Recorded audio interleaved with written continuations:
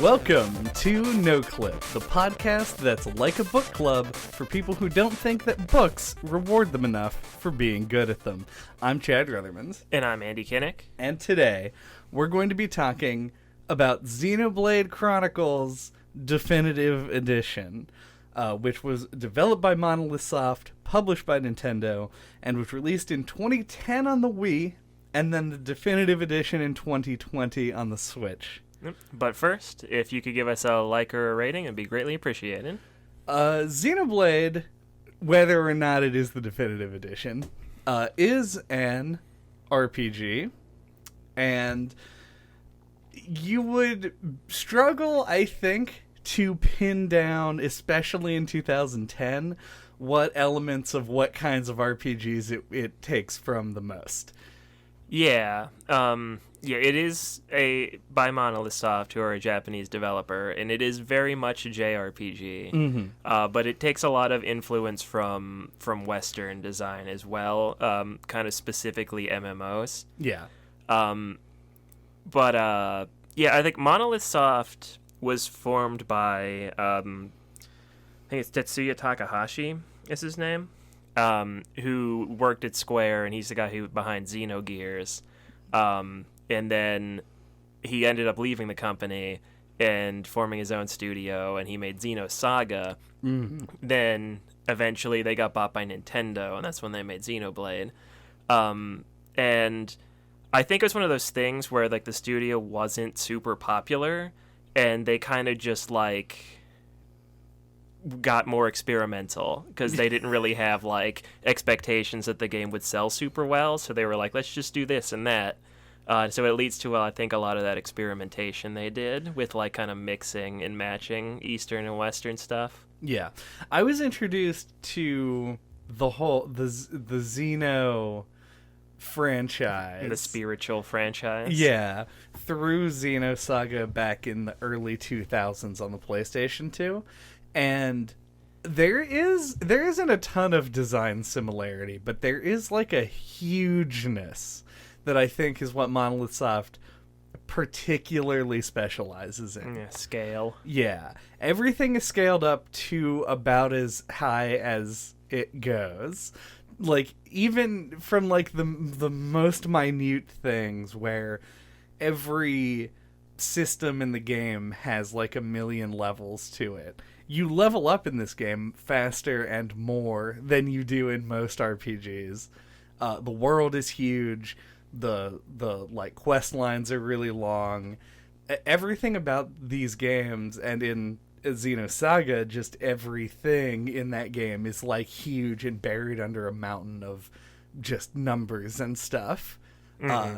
And part of it, like especially aesthetically, is really impressive. And it's amazing that a team that isn't as prolific as a Square is able to maintain all of this stuff in one piece of software. Yeah, I think that's one reason why their previous games didn't catch on as much. Like, Xenogears, I know, is basically unfinished, and the second disc, a lot of it is, like, just a character narrating what happened instead of you playing it. Good. Like, in a cutscene, and because they ran out of money. Mm-hmm. And then I think, even with, like, Xenosaga, they would have had less money because they're not Square Enix. Yeah, they're not being bankrolled. But they kept being super ambitious with their titles, and I think this culls some of that stuff. Like, even though this does have a shitload of stuff in it, like, they scale back, like, the visual fidelity, and they do, like, I kind of think they simplify the main story a bit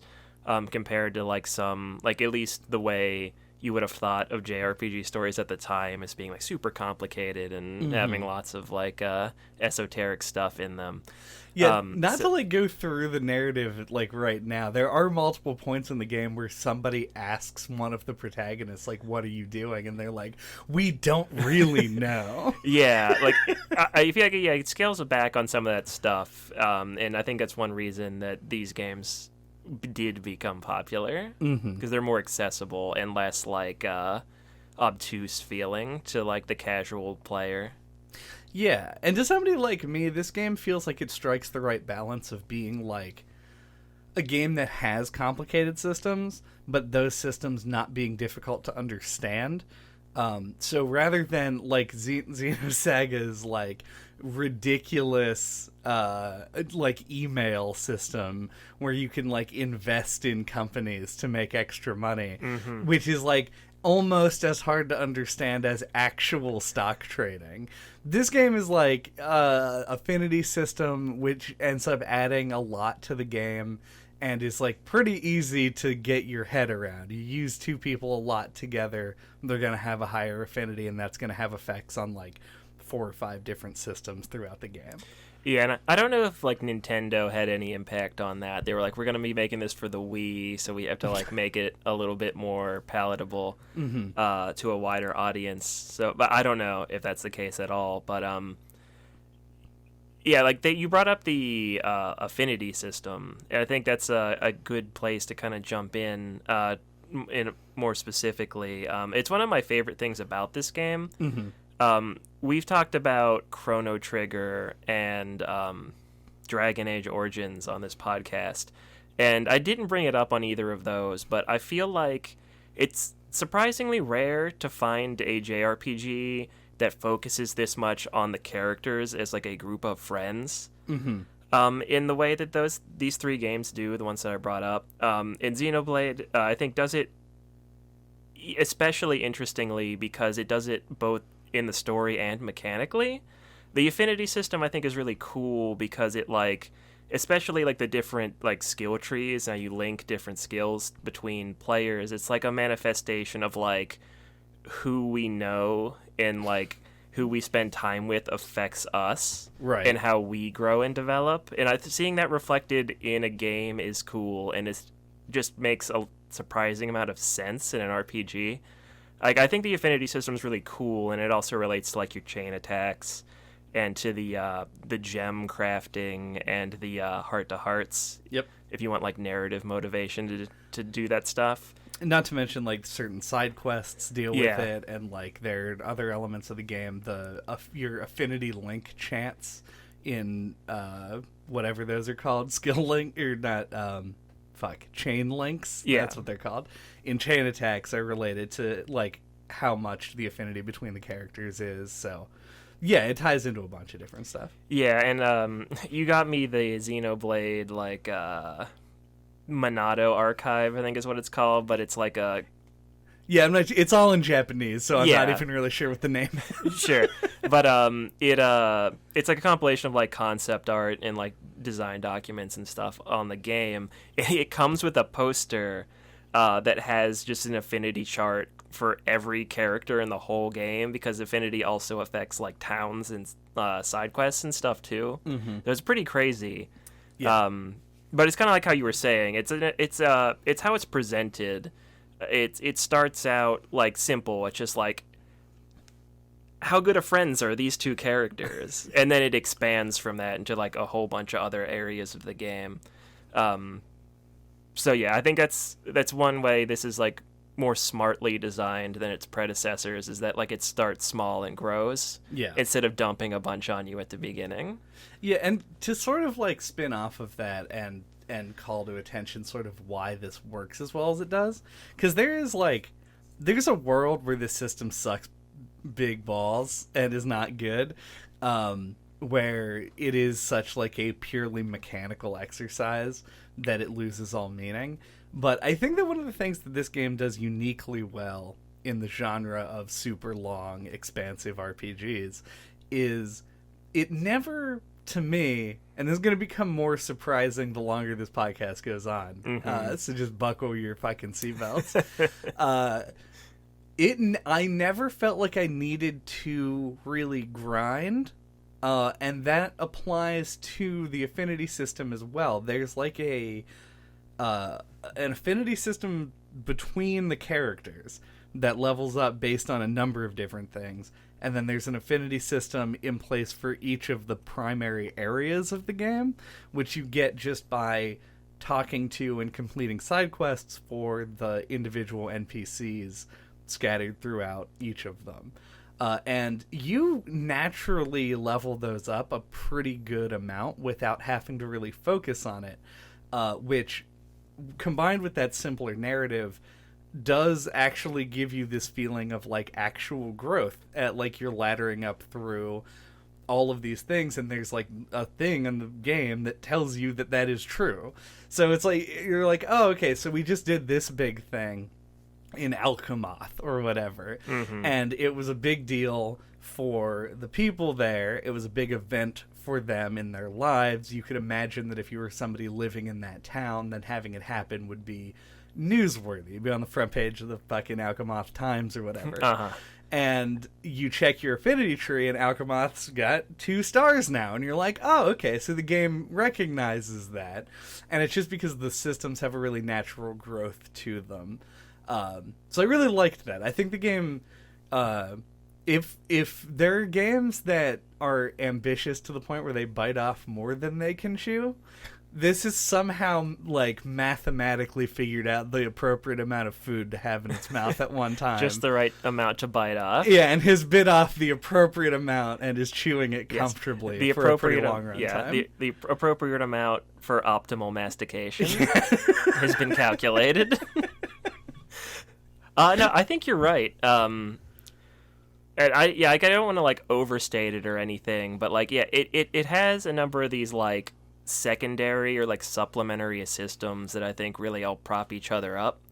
And yeah, like you end up with a game world you can just dump a lot of time into, because there's always stuff to do. There's like, I think like 480 side quests or something like that. Probably. I think like they added like an extra 80 in the definitive edition. And yeah, and it, as you were saying, like it doesn't feel like you really need to grind if you're like doing everything. It makes the story accessible in such a way that you can kind of rush through and ignore that stuff, but then you will need to grind. So yeah, as somebody who played a lot of side quests, not all of them, I didn't like check a list, but I know that also some of them are exclusive. Like you can take a path in certain side quests that locks out other side quests. So, and wisely, there's no like achievement for completing all side quests. So there you go. But like I did do a lot of stuff, and that is most likely why I never felt the need to like stop and grind.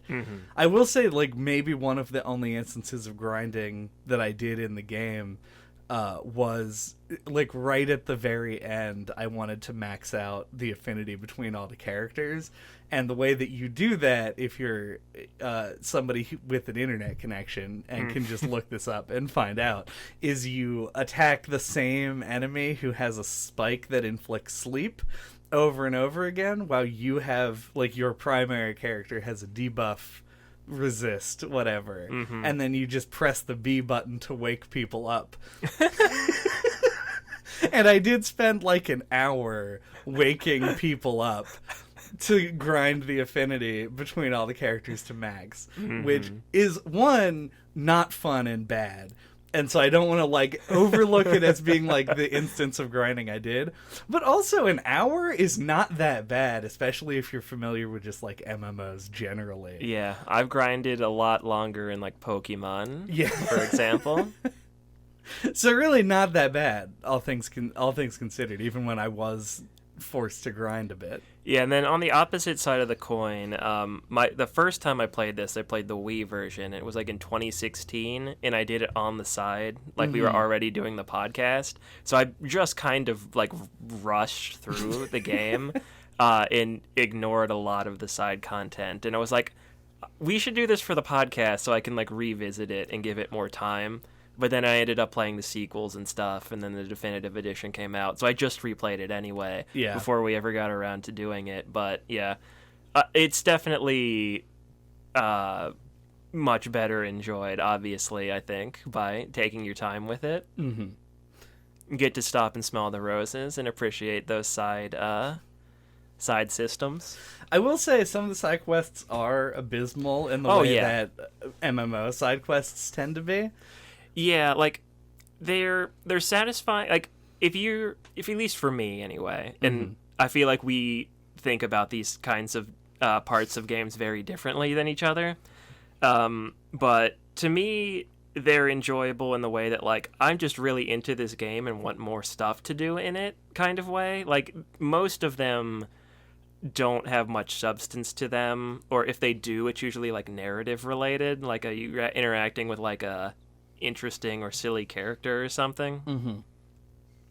Yeah, there's a difference between the side quest that asks you to do something mechanical, which I have mixed feelings on. There's some of them, the monster quests and the challenge quests, I think are good because they just sort of sit passively in the background and you will just finish them. And that's all good. That's well and good as far as I'm concerned. Like, they're just basically giving you a little bit of bonus experience and cash to go along with what you're already getting. Yeah, like, it's like anytime you get to an area, it's like the first, like, 4 or 5 you pick up, you'll just do along the way. Yeah. And I personally really love the narrative side quests. This is what we were talking about in the Nier Automata episode, if you have listened to that, is like this idea of side quests that are bad. Like, they're not designed in a way that is interesting mechanically, but they give you a backstory of something that is interesting. And as long as the writing is good, I love those. And a lot of the times in these, like, the characters are kind of one note sometimes, but there are others that they put a weird amount of effort into fleshing out. Yeah. And those side quests can be really good. Yeah, I feel like they have to have, like, teams of people or just multiple different people, like, who working independently of each other, I think, on writing, like, a lot of the side quest content, because, like, I know this stood out even more in Xenoblade X, the spiritual sequel to this. Like, there's this whole involved side quest about, like, this scientist who's, like, building a time machine, and it starts out, he's just like, go get these materials, and then he, like, builds a time machine, but, like, it won't work, and I won't spoil anything, but, like, it has pretty significant implications on, like, the story and the world of the game. And it's just a missable side quest that's, like, surprisingly meaty and interesting. Yeah. And so you get that kind of stuff, like, just sprinkled amongst all of, like, the really generic side quests. There's a side quest in the main game that is just, like, deviously long. It's like, it takes place... It took me to complete the full set of quests probably close to 4 hours. And it is spread out over, like, 11 different individual side quests. That is a story about a Nopon from Frontier Village, and it's like you go through these side quests that introduce you to the people who work in the pollen works, and there's like a foreman and then these 2 other guys, and you have to decide which one of them should take over as foreman when he retires. And you make the decision, and then based on which decision you take, it takes you down one of these other paths. But the unchanging version of it that is there through all of this is that one of them suspects another Nopon of stealing pollen orbs and taking it and doing something weird with them. Unrelated to this, there's another side quest with a Nopon in the Satoral Marsh. Yeah. Who asks you to go get him a bunch of stuff and bring it back. And it, like, becomes increasingly obvious and, like, not like this is not a particularly well-written part of the game, but that he is not sick and wanting to stay, like, quarantine himself as he says he is. He's just on the run and is hiding out in this cave and having you bring him supplies. And it turns out that he is in cahoots with this other Nopon, so they've now connected them, and is creating, like, a drug-like substance and then selling them to the citizens of Alchemath, who have, like, a little club room that you have to break into by getting a membership card, which requires you going, like, it's fucking in-depth. And then they bring this guy back, like the drug kingpin, in Future Connected, in the DLC, which came out a decade later. And you can miss all of this and never, ever see it. It is insanity. Yeah, I feel like I started that quest, but did not finish it. I think most people would. It makes me think that these games could really benefit from a The Witcher style, like, secondary quest section to the menu that highlights side quests that are, like, more important, air quotes, or more or substantial. I fully agree, because there was a... For every because that's all great. Those, like, I'd love to do that whole side quest, but I didn't know that it was a thing. Yeah. Like, for every one of those, there's also one that's like, go kill one monster and come back. Mm-hmm. And it's like, ugh, like, I really hate that being like... Because it hides the good shit. Oh, yeah. Underneath mountains of other stuff. And they put that shit on Front Street. Like, I think at least the first handful of towns... There's somebody who will just give you, like, 4 kill quests in a row that are just that. Like, go kill 3 monsters. Mm-hmm. Go kill 2 of these monsters. Go kill 5 of those monsters.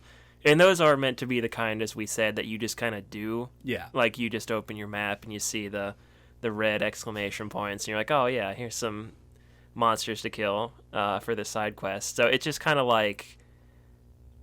As you say, like, to pump up your level, like, to just naturally have you, like, gaining levels throughout the story and stuff. But, yeah, it does. It totally hides the good stuff, or, like, it conditions you to just kind of be like, side quests are just fetch quests.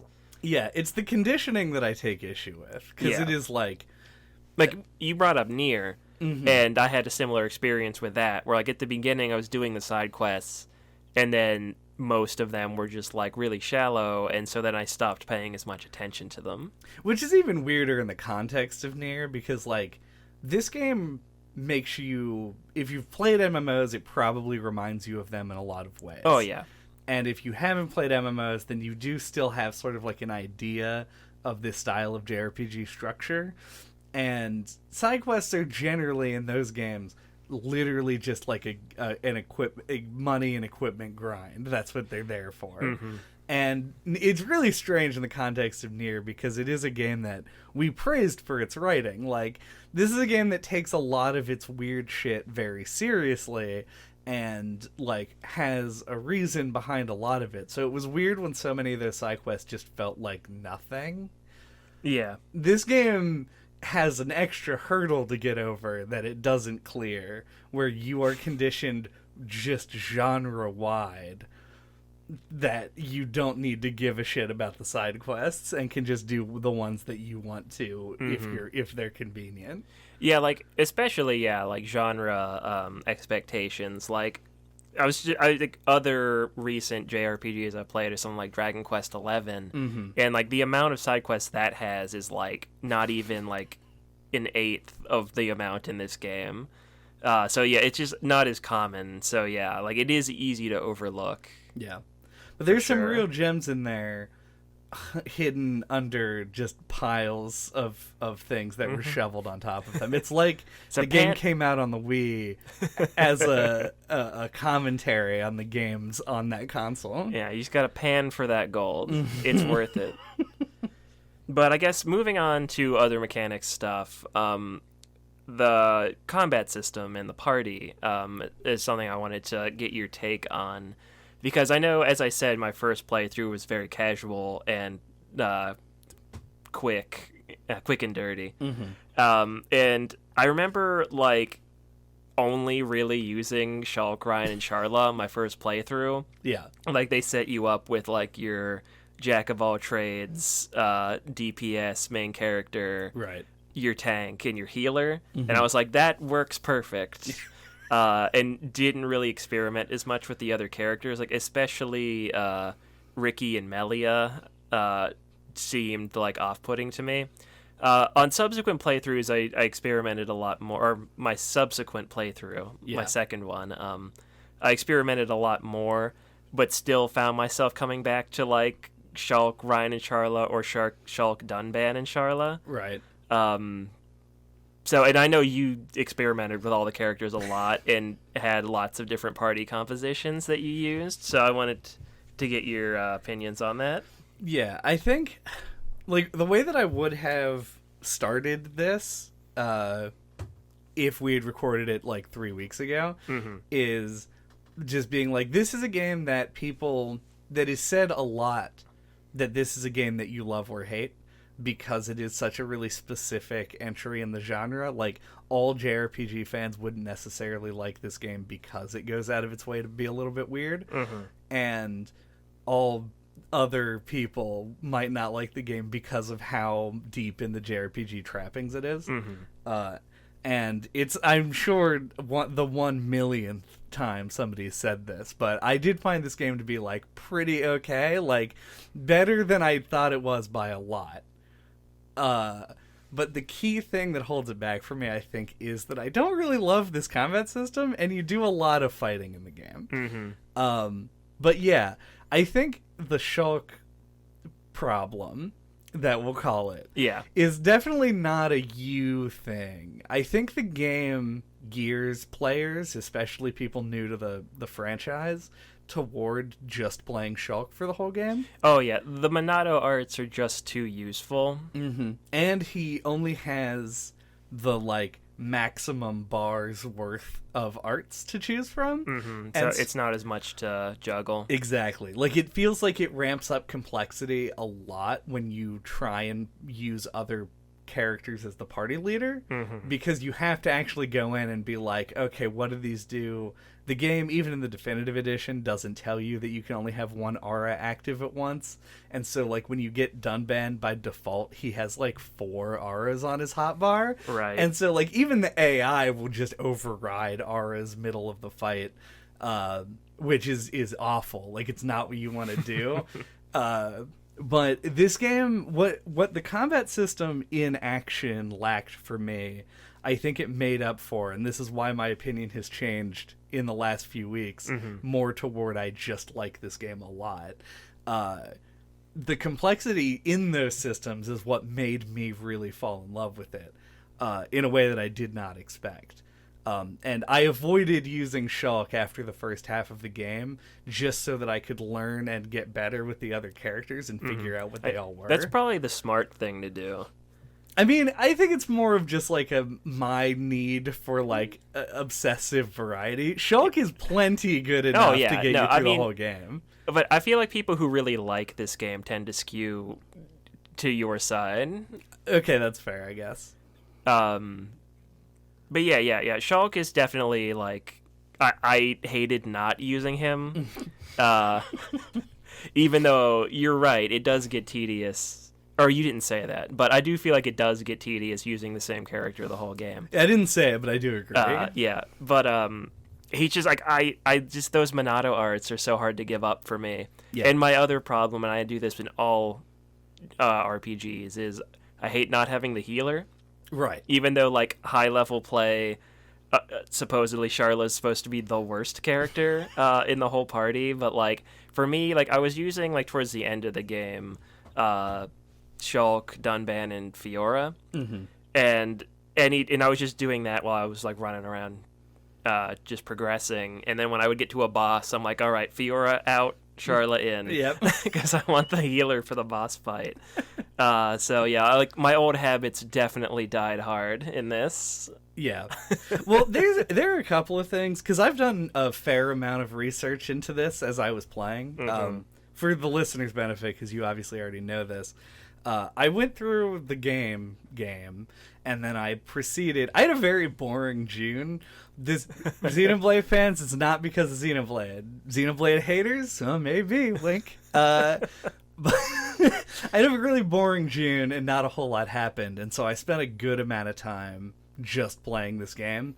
And in order to draw out how much entertainment the game was providing me to the last available drop that it had in it, I went as far as leveling and grinding and doing the stuff that I would need to do in order to beat super bosses in the game. And in order to beat super bosses, you have to do a lot of things that are, like, pure optimization stuff, like the nitty gritty, not flavorful, not particularly fun stuff that you don't want to think about, especially when you're advertising your game. And I think that is the environment where people say Charla is bad and that you don't need a healer. Yeah, I'm talking, like, there's this one channel that you probably found when you were looking this stuff up. I don't remember the name of it, so I can't shout it out.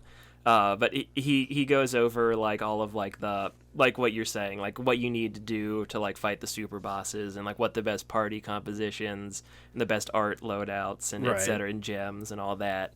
And he's basically like, Charlotte sucks, don't ever use her. Yeah, because this game has, at least in my like very sheltered opinion, sort of the Overwatch problem, where they made all these cool characters and then they made a healer. It's like, I play It's healers. for people like me. Yeah. who want that character that just heals. Yeah. Well, I think they should have just give it, because like if you look at the other characters' healing abilities, the only other one that is any good at all is Ricky, who has one move that heals. Yep. And it's a good move, and that does a lot of healing, and it gives you more healing when you're debuffed, which is when you want more healing. Right. So it like is just a natural good fit, and that's why Ricky ended up on most of my team comps most of the time. But they made a lot of interesting, cool characters that I wanted to play as, but I play healers all the time in most games. And I spent several hours of this game playing as Charla just to see what it was like.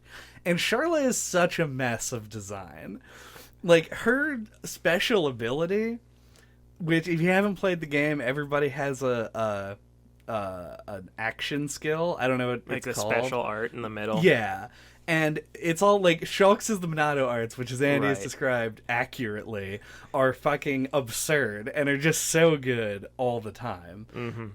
Like Dunban has one of the highest damaging moves in the game on his, which Blossom Dance, yeah. which is sick and good. Rhines is like a really utilitarian, like pulls focus because he's the tank, yeah. And then Charla's is just bad. It just makes you stop moving or using abilities and auto-attacking to cool off your rifle. Yeah. Like, I assume that they thought that, like, having somebody able to heal all the time would be too good. It can be. Yeah, but this makes it too bad. Yeah. And she gets, like, she'll go to cool down and then she just gets fucking obliterated. It's my rifle's getting hot. Yeah. It's like, shut up, Charlotte. Gotta love those battle quotes. Yeah, in Xenoblade 2, they made it so that when you topple enemies, they drop little healing vials. Right. In addition, there are also heal abilities, depending on what blades you use. So yeah, it's more customizable. Like, you can rely on the topple healing, or you can like play a healer more easily, or have other characters be healers and mix and match. Right. So, well, especially with the like blade system in that, I don't know much. Yeah, it's definitely, I think, was a weak spot that they identified, and they have changed it in subsequent games. Yeah, because Xenoblade 2 came out in 2019, right? The same year as the Switch launch. It came out at like... Oh, really? Yeah. That's like 2017. Yeah, it was like September of that year, November of that year, I think. Yeah. So they actually had even more time between then and when they released the definitive edition. Because as I was pointing out, the Future Connected, we've been calling it DLC. We'll probably still do that. It's an expansion. Yeah. And it's just like additional content that they added to the definitive edition. Feels like it tries to address the problems with the combat system by making topple locking essentially not a thing, because you can't do chain attacks. They replaced that with a different thing.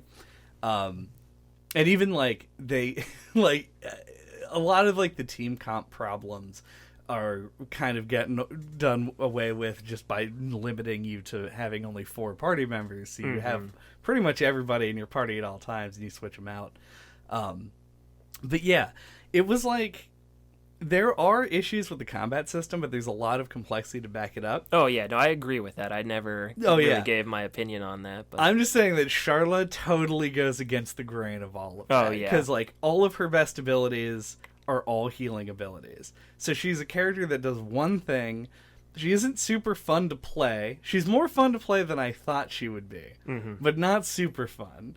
And her cool off action skill feels like it's a huge step too far in trying to balance her. Yeah, well, and one thing that they do that I really like, and it adds to like the accessibility we were talking about earlier, is they color code all of the abilities. Like red abilities are like physical attack damage, and yellow ones cause daze, and pink ones cause break, and stuff like that, etc. So you can tell at a glance, and then you look at Charla's, and all of hers are like purple and blue, which are different than the colors of all the other characters, who may have like maybe one blue ability or like one purple one, but it's mostly like red, blue, yellow, or red, green, yellow. I always got fucked up because like, yeah, you have like so you can tell the difference just by looking at her abilities. Yeah, because like blue indicates a healing ability, and then purple is like a status effect. And I think the only one we're not mentioning is orange, which is an aura, but like not really relevant. Because when the colors come up, it's in chain attacks. Because as you do attacks of the same type, they stack. Yeah, and you get a multiplier on your damage, which is why Ryan ends up being a really surprisingly good DPS character. Because if you can do a chain link up to get, I think it maxes out at ×5. His sword drive move will just like level a mountain. Yeah. The chain attacks are what dictate that, like what characters are the best. Yeah, like Shulk, Dunban, Fiora, and Shulk, Rhine, Dunban, or Dunban, Fiora, Rhine. Those are like the best party combinations. Yeah, according to the internet. Yeah, according to people on the internet. Yeah, because they all have red abilities that they can just clobber things with. In addition to other stuff. But. Right. The to like go back to, I guess, like the initial thing here is like the party composition that I ultimately ended up running with for most of the game was Fiora, Dunban, Ricky, though I did swap Dunban and Rhine out a lot. But that was just like my efficient party, the one that I like to use. And because I used this party composition, I didn't really do the topple lock thing that people talk about as being too good. Yeah. And I think the reason that Fiora was my favorite party leader in the end is because I like her like mechanical design. I like that she is a character that focuses on auto attacks as opposed to arts, which is me not engaging with the MMO combat system. Sure. Because I just don't have to push buttons. I don't have to manage cooldowns, really. I just sort of do my own thing. But then, like, I don't know. It's just like you got to use stuff with her that you didn't really with everybody else. Like, I had very little reason to put, like, double attack gems on other characters. But, like, she makes fantastic use of them because they're like, you get the double attack, she naturally has good double attack stat, and her she has a skill later that turns all of her double attacks into automatic crits. Right. And then you can give her like we'll get into skill links because that's like my favorite thing in the design of this game. But there's lots of little synergies built in. But I did spend some time playing as every character in the game, and honestly, Ricky, Melia, and Charla were the only ones that I felt like I just didn't like playing. Yeah, I don't think that's uncommon. I think one of the reasons the DLC like focuses on Melia is because they wanted people to play her more and try and understand how to like play her better. Yeah. In addition to the story stuff, but yeah, like I think Fiora feels like kind of similar to Shulk if they made Shulk like a regular character that didn't have all the Monado stuff. Yeah. With some of her own unique things in there too. So yeah, she is one of the best characters who I totally neglected my first casual playthrough. Also, shout outs to the drone system, which is fantastic, and I wish that like other characters had this, where she just doesn't have leg armor in comparison to everybody else, and is replaced with drones, which are things that sit on her back. By the way, I mentioned earlier, if you haven't played this game before, etc., here's how the combat system works. This is another game that's really precious about its spoilers. And we're not going to go through the entire podcast calling Fiora 7, and I've already said Fiora like a dozen times. We could maybe splice in a spoiler thing at the beginning. So if you are an established Xenoblade fan, I apologize that I didn't fairly warn everyone, but here's your actual warning. And Fiora, being a mechon, uses different like armor setups than everybody else, and she just has like a thing, like her leg armor slot is like a thing that sits on her back, and when you use the ability, it does a different attack based on what like thing you have. That's fucking cool. And that also makes her feel more like Shulk, because it seems like she has some variety in her set skill. Yeah, I've heard people call her a Shulk clone, which I think is too harsh. Yeah. But yeah, no, she is. Yeah, I think that makes her like fun to use. Yeah, especially if you play for a while and you get tired of Shulk. She comes in as the last party member you get, so you can like easily transition to having her do a lot of the fighting. And she also, her weapons by default can hurt mechon, because they're related to the Monado as well. But yeah, you get a lot of stuff sort of late game that just like by default damages mechon, which made it really like, because I wasn't paying attention to it. I was looking sort of at numbers and stuff. And then, like, I would get into a fight and somebody wouldn't be able to hurt mechon, and I'm like, fuck, I forgot about this. Yeah, it's so important in the beginning. Yeah. And then it just is very de-emphasized the further you go. Which I think is probably a good thing. It's good mechanically. It does feel weird story-wise. Yeah. And that's also part of why it feels like they emphasize you using Shulk for so long, is because he has enchant. Yeah. Like, until you get... Like, you have to use him for a long time. Yeah. Like, until you get Fiora, you don't have anybody else who just, by default, can hurt mechon. So you just have to have him. It's weird. Yep. But you want to talk about that skill link system? I do. A lot. I mean, I want to talk about it a lot. It is burning a hole in me. I don't know that I have all that much, but I love the skill link system less because of the more grindy nature of it, and more because it's the exact kind of like synergy building, mix and match skill tree that I really like. I said similar things about the sphere grid in Final Fantasy X, and I think that mostly applies here as well. It basically, you have like every time you level up, you get a little point, and it took me, I think I was 40 hours into the game before I realized that you could disable skills that you linked and get the coins back. I just thought that once you spent them, they were gone forever. They were like TMs or something. Yeah.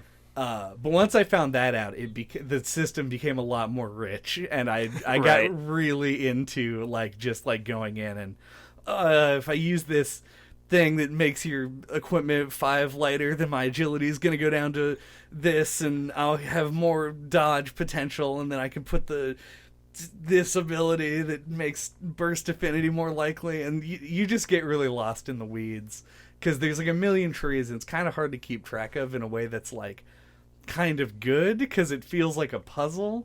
Whereas if you had everything laid out in front of you, it would seem a little bit more, it would seem daunting, but probably easier. I don't know. Yeah, it's that monolith soft layering coming into play there in full swing. Yeah. Yeah, no, there's a number of mechanics like that take a while for you to kind of like fully warm up to. Man, if I had known that the side quest button existed, where you can just swap your radar, your mini-map, into tracking main story or side quests, I would have been doing more side quests a lot earlier than I did. Yep. Lots of mechanics like that. Yeah, a lot of those sorts of things are definitive edition add-ons. Oh yeah, I didn't even check that when we played. Oh yeah, you could not track the side quests like that you can. Were the red exclamation points still there? Only for certain things, not for all quests. That's so that makes it seem very hard to do these things. Oh, yeah. Yep. It was weird, like, when I played the definitive edition for the first time, like, how much I was like, I feel like I'm just doing more side quests this time. And I thought it was just because I was taking more my time with it more. And I'm sure that it contributed, but I think it's mostly that they made a lot of quality of life improvements to that stuff. Yeah, I imagine what happened was they sat down, were like, let's remaster the first Xenoblade, riding high on the success of Xenoblade 2. And they were like, well, we'll play through it again and see what we need to change. And they realized that their fucking phone browser, like mine, had 19 open tabs to the Xenoblade Chronicles wiki. And you're like, oh shit, we should just put in arrows that point them to these obscure things all over the you had place. like a little quest arrow, like a classic little compass thing up at the top. Nope, gotta get those dotted lines. Yep. Show you the path. And like I agree with the people who are telling me through their headphones right now that I should like when it doesn't tell you exactly where stuff is, because there's more like satisfaction in discovering things for yourself. But the game would have to put in a lot more effort to make that possible. It has to be designed for it. Like, if it doesn't give you any idea, especially when the items are just little blue balls. Yeah. Like, you have to go and pick up every single one till you found it. If it's something you have to go pick up an item anyway, which a lot of the quests are. Sometimes it makes them red. If they're key items or whatever. Yeah, they go into a special pouch if they're red. Yeah, but classic Andy thing, this is an opinion that has been birthed out of the podcasts and been raised and coddled by me. I recommend turning the mini-map off and just pulling up the map with the Y button. And trying to do a little bit more navigation on your own, but still being able to make use of the quest markers. Yeah. Because, like, the game is, like, has stellar art direction, and the environments are great and cool, and I feel like if you can minimize your distraction in the amount that you're looking up in the corner at the little circle, the better. Yeah. I will... Normally my response to this is either I agree or I didn't know that you could turn the minimap off because it's just not a setting I'm used to looking for. In this particular instance, I would like to chime in with my personal experience. Sure. And this was me on my second playthrough, and I used the minimap on my first one. Yeah. That makes a difference. Do this when you're going through the game to play it and beat it. When you are at the point of the game, if you are like me, where you're prepared to spend another Xenoblade Chronicles length of time playing through side content, get that shit back on, because it will extend it to 3 Xenoblade Chronicles lengths of time. Yeah, I won't disagree with that. Yeah, that would be the instance where I would agree. And like pulling up the map, like the full map, feels like it takes a long time. Well, it's because it has to load. Like, this is another opinion that I have a lot after we played Hollow Knight, where it's like a toggle. Yeah. Which I feel like every time I say it, I have to justify it real hard, because I think when it's just words, that doesn't sound like a big difference. Like just toggling it up and then, or in loading a menu and closing out of it. Yeah. But it really makes a big difference in like usability, in a way that I just love, and I feel like all maps should be that way. Like, you just hold in like whatever button and it pulls it up, and then you let go and then it goes away. Yeah. Well, there's also, and the way it does it in this is you like, it puts like a transparent map over the screen, but like you still play while it's up. Like something like that, I think is so much better than loading a menu page with the map on it. Yeah, I agree. The left stick big map, the macro map, coin that term. The macro? The macro. I don't know if I love that one. That sounds like a GPS device, which it kind of is. Yeah, that's appropriate. All right, we'll go map pro. Is great because it is just like a quick check, like especially when you're looking for something in a particular zone.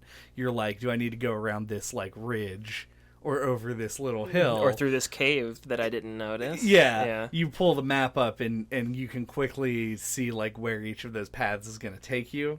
It is really useful in that way, especially given how large these maps are. But like, I talked about how some of the characters that I didn't enjoy playing as much included Melia, and I did feel like I understood how to use Melia. The reason that I didn't use Melia is because you had to start every single fight by playing out long summoning animations, and it just felt really gross and bad. Yeah. And opening the map every time, like with the Y button to see the full map, had a similar grating experience on me over time. Yeah, no, I did it this time that way just...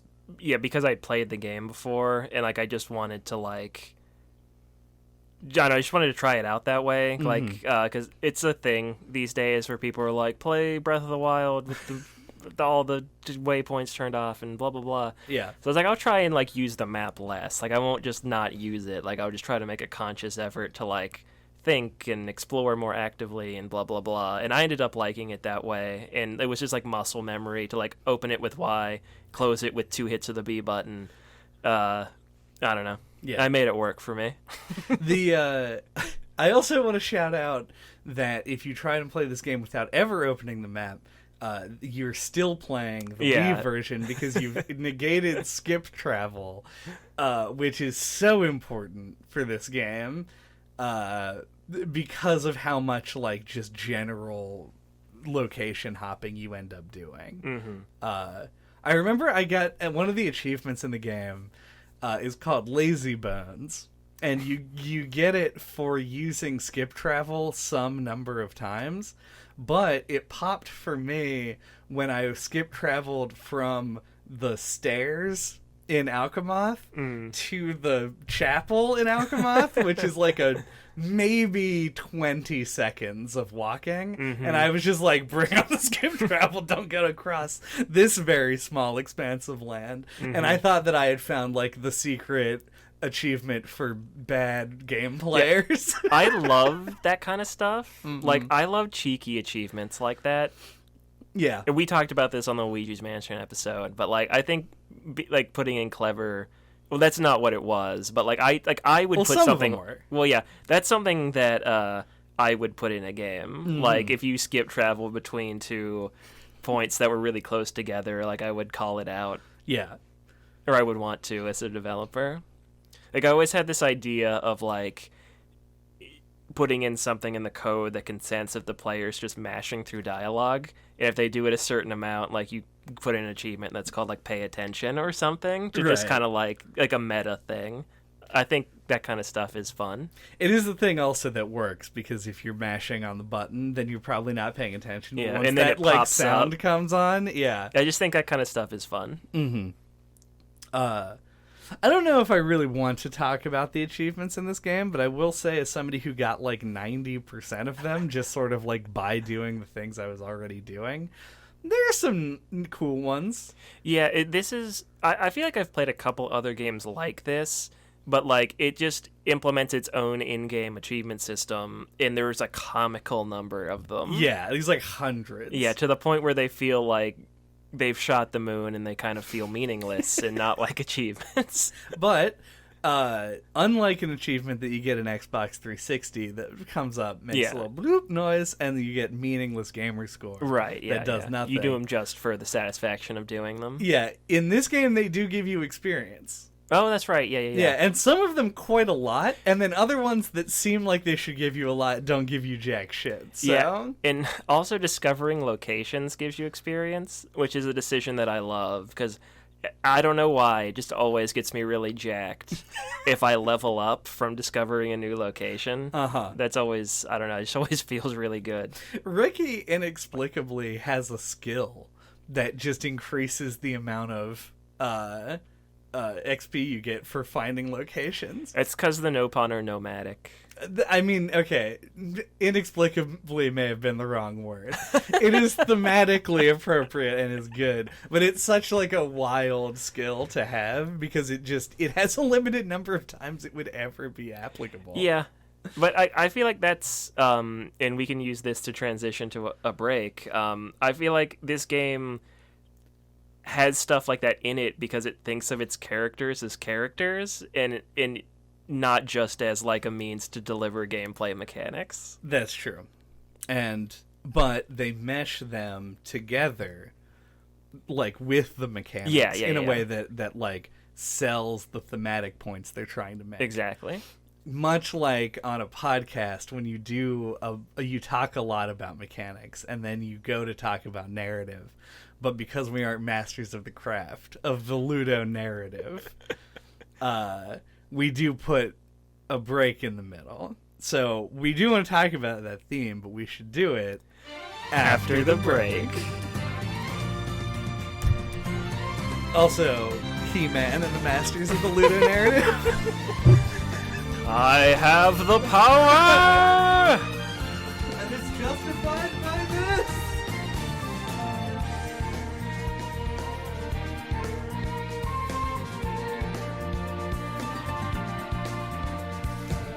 A vision. A vision. A vision. I see us coming back to the podcast. Welcome back. The future isn't changing. What are we going to get into now?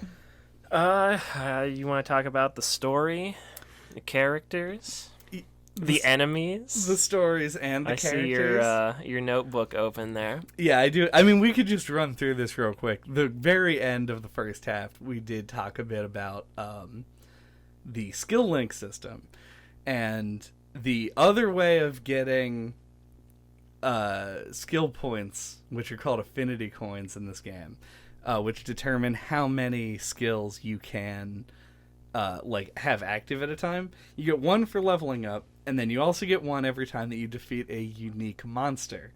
And I do want to talk about the enemies, actually, because I think that they do a really interesting thing as far as generating variety with a limited number of resources.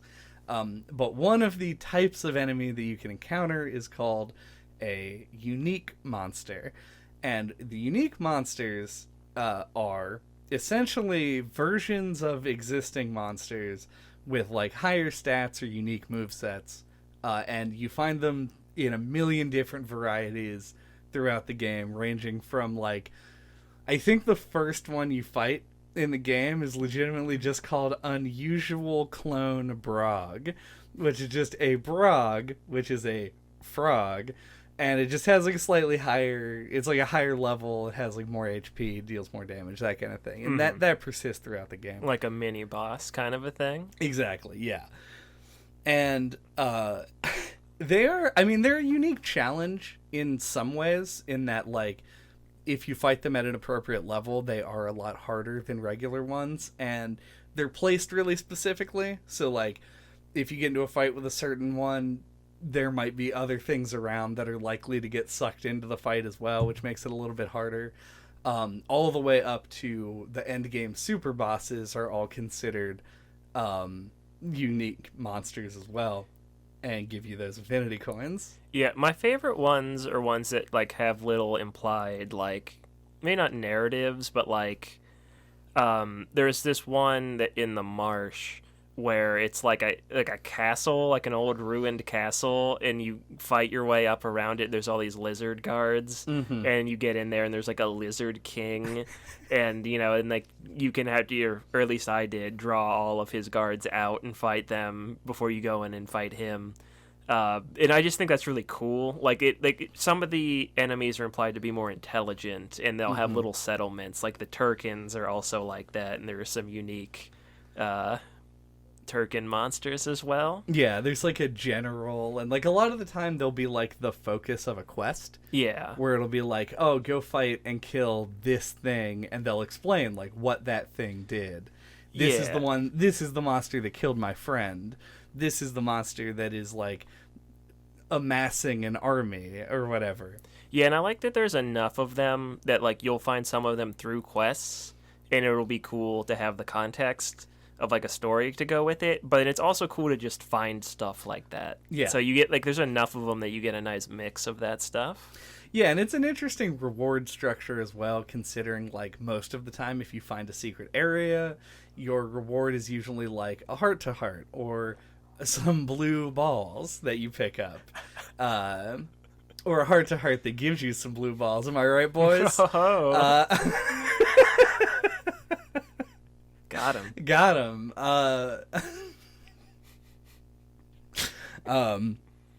But then on occasion you'll stumble into a secret area and it'll just have a unique monster in it. And it's a cool reward because, one, it's interesting. Two, it's more unique than finding another type of reward. And three, they give you the affinity coin, so you get a bit of like a mechanical boost. And you get the affinity coin only on the first time that you kill them. This is your disclaimer. You can't farm one of them for more affinity coins because that would make parts of the game too easy. But, and this is why we're talking about this right at this very second, I love the fact that the unique monsters all have unique names. And there's like 150 of them or something. There's a shitload of them in total. And when you have to name 150 things, you run a little thin. Maybe, mayhaps. It feels somewhat intentional and somewhat like a joke to me. It's hard to tell what the intent is. Yeah, but I've written down some of the names of my favorite of them. The really amusing thing, and you'll see this as a theme in the ones that I'm writing down, are they often will just have like a regular name, like a person's name. And you have to wonder, like, there's a lot about it where it's like, is this saying something about a person? Did somebody name them? Did they name themselves? Where did this name come from? A lot of the like in universe? Yeah. Okay, yeah. A lot of the stuff in the Collectopedia, your collectibles, it attributes who named them to them. So like there's an item you can pick up that's just called like ha ha ha, and it's like Ricky named this. I was like, I don't know if Ricky named that. Ricky just laughed at it and you called it that. Right. But that's sort of the vibe I get from a lot of these. So I'm just going to go down a list here, and if I find it relevant, I'll say a few notes.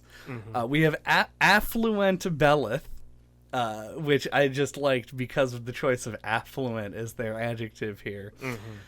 We have the ever-popular Immovable Gonzalez, who stands in front of Spiral Mountain, whatever, on the Bionis leg, and you'll see him like 100 times, and he's just like basically... 'Cause it's like a warp point. Yeah, and yeah, you pop in like right in front of him.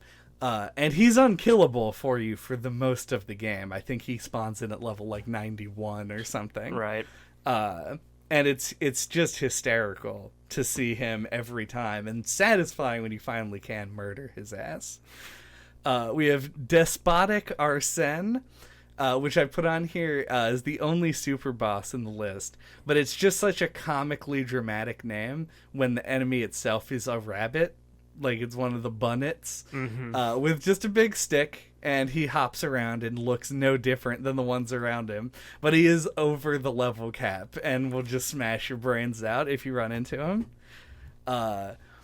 This is a subset of ones that I love, which is we have Experienced Tristan and Mild Florence, which are both Mechon. So these are names of big robots. Experienced Tristan is especially funny to me. It's extremely good. And I wrote as like a little side note here, Experienced Tristan is a Mechon. However, there is one named Shadeless Matrix, and that's a Vang, which is a bat. So they gave the really robotic sounding name to one that is a naturally occurring animal. Yeah, I think like it's because with Florence, you can almost imagine that it's like a near thing, and that's like a name of a philosopher or something. Right. But Tristan just is like Also, Like, I've known someone named Tristan, you know, it's just like a regular ass name. A super regular name. I also do. I didn't think about this until just now, but also Florence and the Machine is an indie band, and maybe they were going for that. We also have Flabbergasted Jerome and Gentle Rodriguez as just being great. Those are the two best ones. Yeah. Flabbergasted Jerome was the one that tipped me off to this, because you get this quest really early on the Bionis leg. And if I remember correctly, it's just one of the Nebula enemies. So Flabbergasted Jerome is in fact a creature that cannot show emotion because it is a cloud of gas. So that's my bit on unique monster names and why I love them. No, it's a good call out. I'm a big fan of them. It did make me think of something else mechanical, but I think that we'll probably have a time and a place to come back to it. So let's move forward from them. I did say that I wanted to talk about the enemies a little bit. So yeah, a lot of the things that you fight in this game are not directly antagonistic forces. You fight like Metal Face, who is a big robot that specifically wants to kill you. Right. And Mechon generally. Yeah, the Mechon are hostile to you. Yeah. But also a lot of the things that you fight and that fight you are just like a cow and a rabbit and a lizard. There's a lot of naturally occurring monsters. And this isn't like uncommon to RPGs, but I do find it interesting that it makes up such a bulk of what you end up fighting as you go through an area. Yeah, no, it's surprising. Early on, it's the Mechon are established as like the imposing force, and then you leave after the Mechon attack on Colony 9. You leave and you mostly just fight monsters. And it kind of flip-flops back and forth, and then once you get to like the marsh, you go like a really long time without seeing like any Mechon, and it stands out. It's like it lampshades itself. Yeah, where it's like all you are fighting right now are birds and wolves. Yep. For a long time, especially going into Frontier Village and Magna Forest, where you really don't ever encounter Mechon. No, yeah. The marsh, the forest, and the Ether Sea. Well, the Ether Sea does have some of them. Yeah. Eventually, but like there's a really long stretch without any. And another thing, when you get to what is it, Alchemoth? Is that the Hyantia city? Yeah. When you go there, you fight this group of like Hyantia like sleeper cells. I don't know what they are, like secret agents in these masks. Yeah. And I think it's a really cool moment because you're fighting people and the Monado doesn't work on them. Right. So, like, on my first playthrough of the game, like, I forgot that because it's established at the beginning of the game. And just lost the fight the first time and then had to, like, switch out Shulk for, like, Dunban or somebody. And then was able to do the fight. And I feel like the game could have done stuff like that more, like where you needed to switch Shulk out of the party. I agree like 1,000,000% with that. I think there's lots of incentive to keep Shulk in the party and not a ton of incentive to switch him out. And having that, I think what they wanted to avoid is you having to be ambushed by somebody and lose and then go back and then have to go into a menu and change stuff. Yeah. But I think it would have been worth it to like enforce some level of experimentation, especially in areas where there aren't Mechon where Shulk isn't necessary. What you might do is switch in a different character and end up liking it and keeping them around and keeping Shulk benched. Yeah, like if the Monado, like you could have tied it into story stuff, like earlier on in the game, like the Monado isn't as effective against organic life or something, to like give you incentive to like switch him out. Like you wouldn't have to take the ability to fight things like away from him completely, but you could like essentially just like debuff him against non-Mechon or something. Right. I mean, like, and he could stand it, honestly. Like, he's very strong against more or less every enemy, except for those that are human people.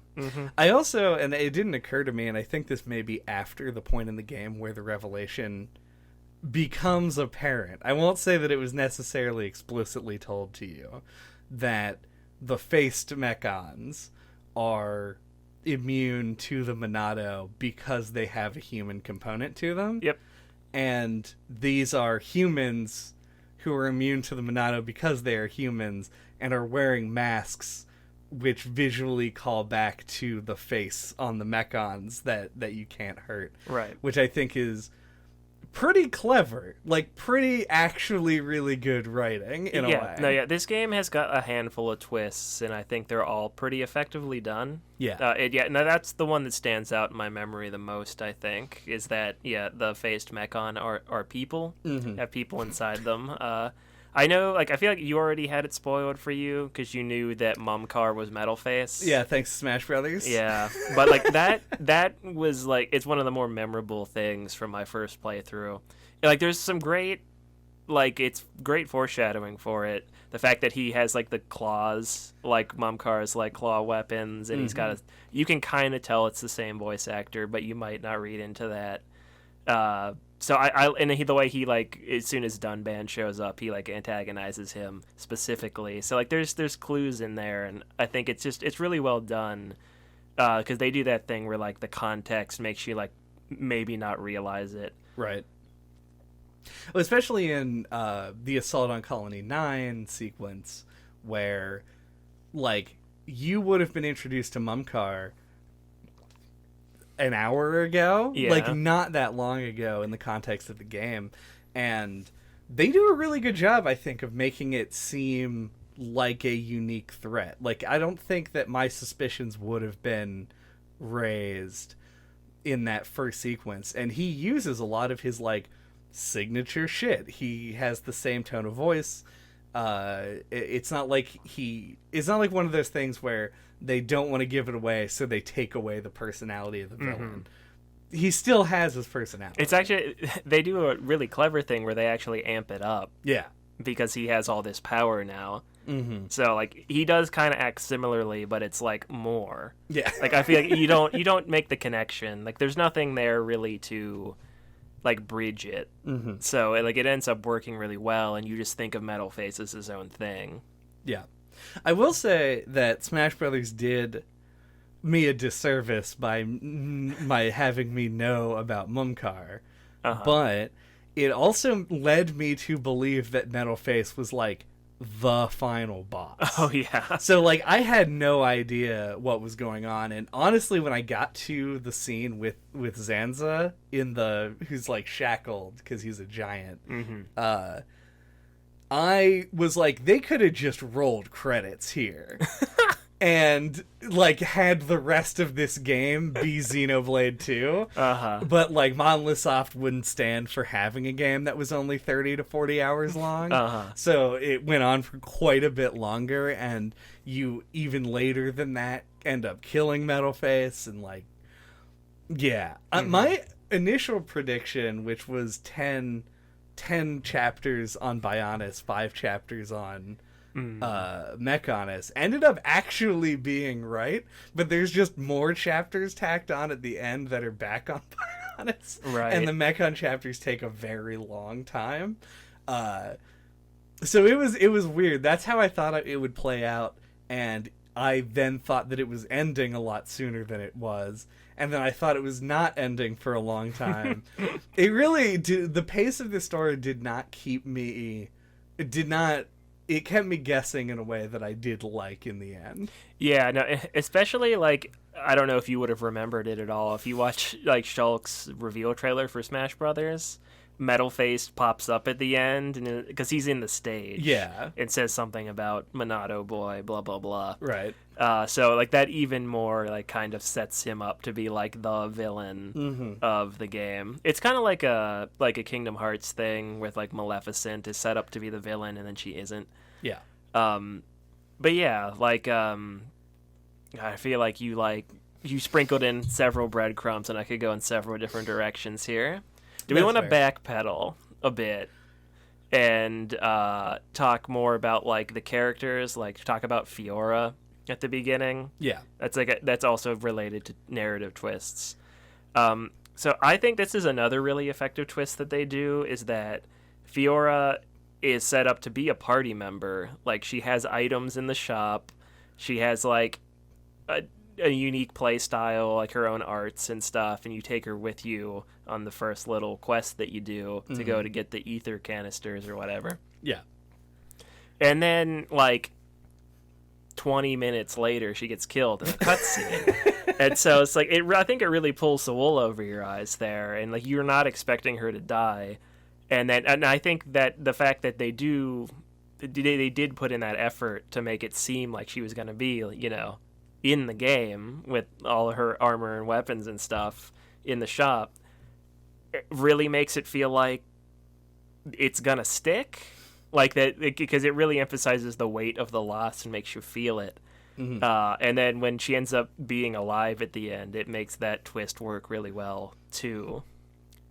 Yeah, I had heard through many sources that there was a seventh party member, and not only that, but a lot of the people who talked about the seventh party member mechanically always were like, they can kind of do whatever you want. They can be the DPS, they could be a tank, like they're malleable. And so in my head, I have like a list of possible characters that the last party member could be, including like a wholly new robot character. And that's why they're so customizable, because they have like defense mode or whatever.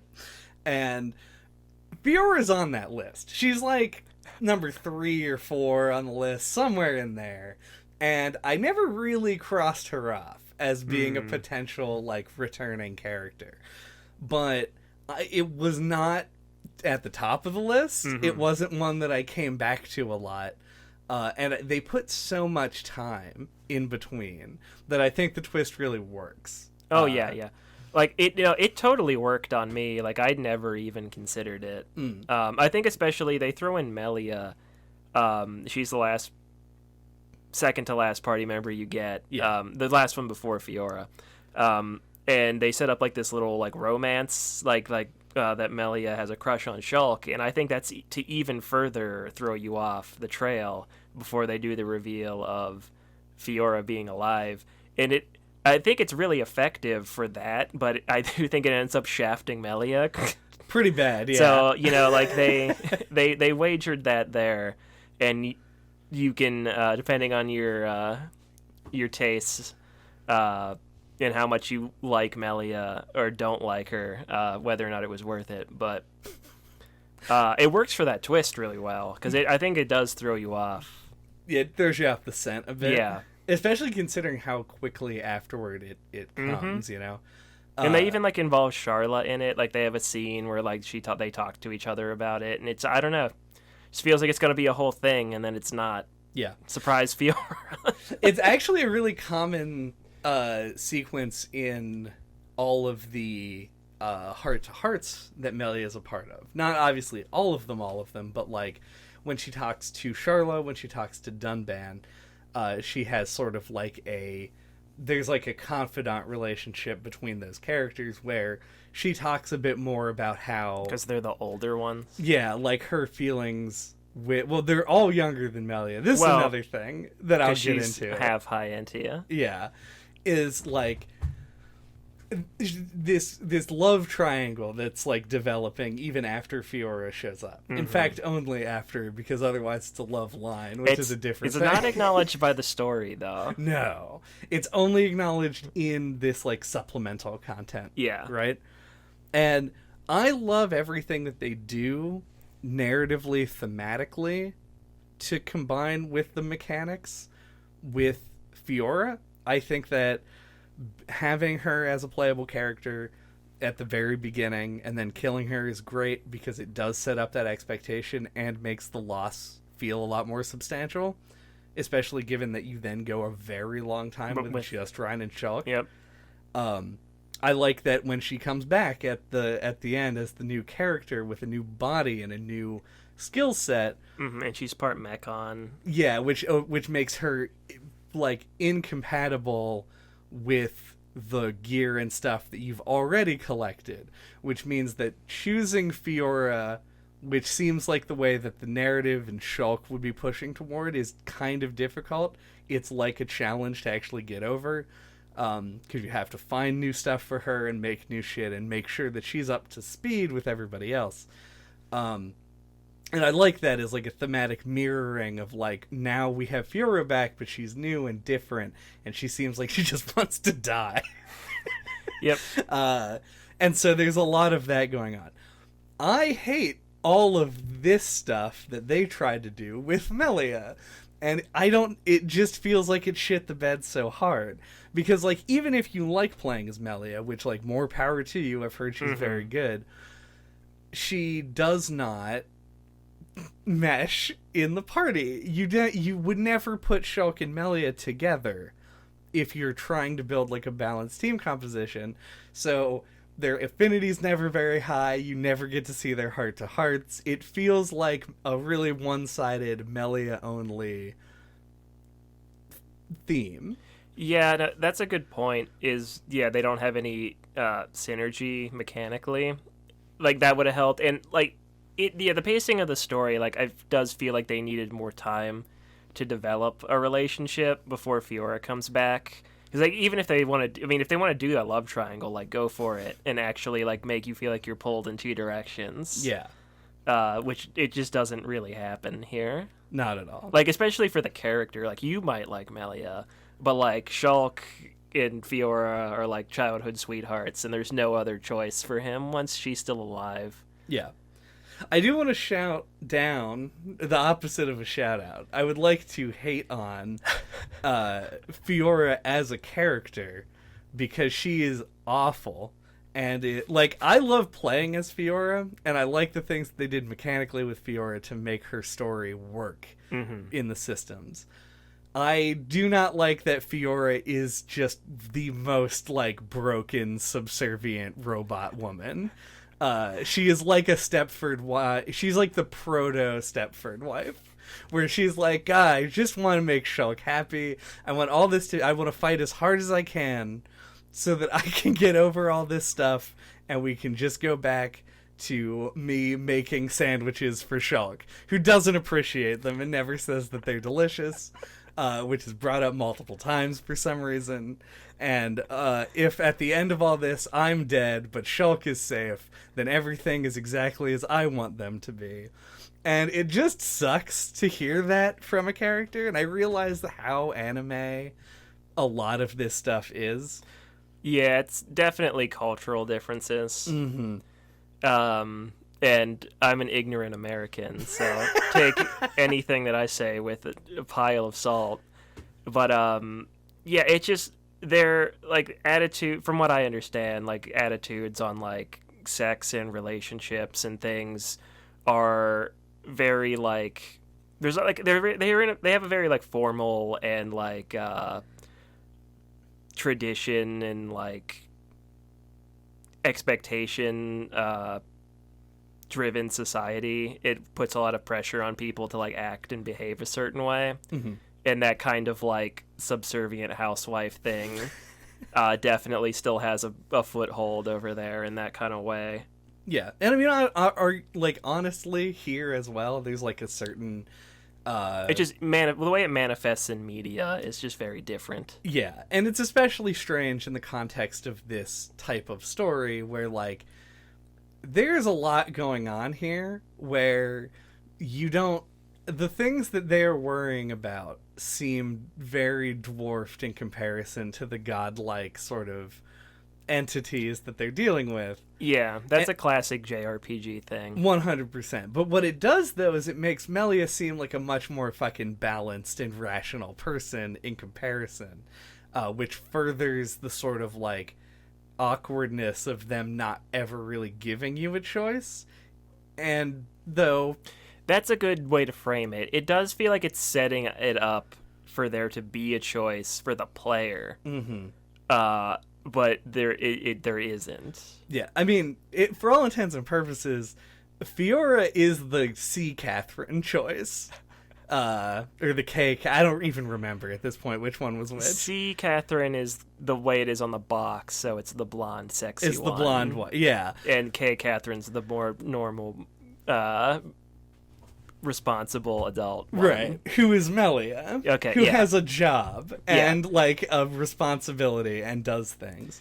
And it feels like in Catherine, the C. Catherine choice is the chaos choice. Yeah. It's the one that they don't expect you... It's the one that they expect you to pick so that they can, like, fucking... flip things on you. Exactly.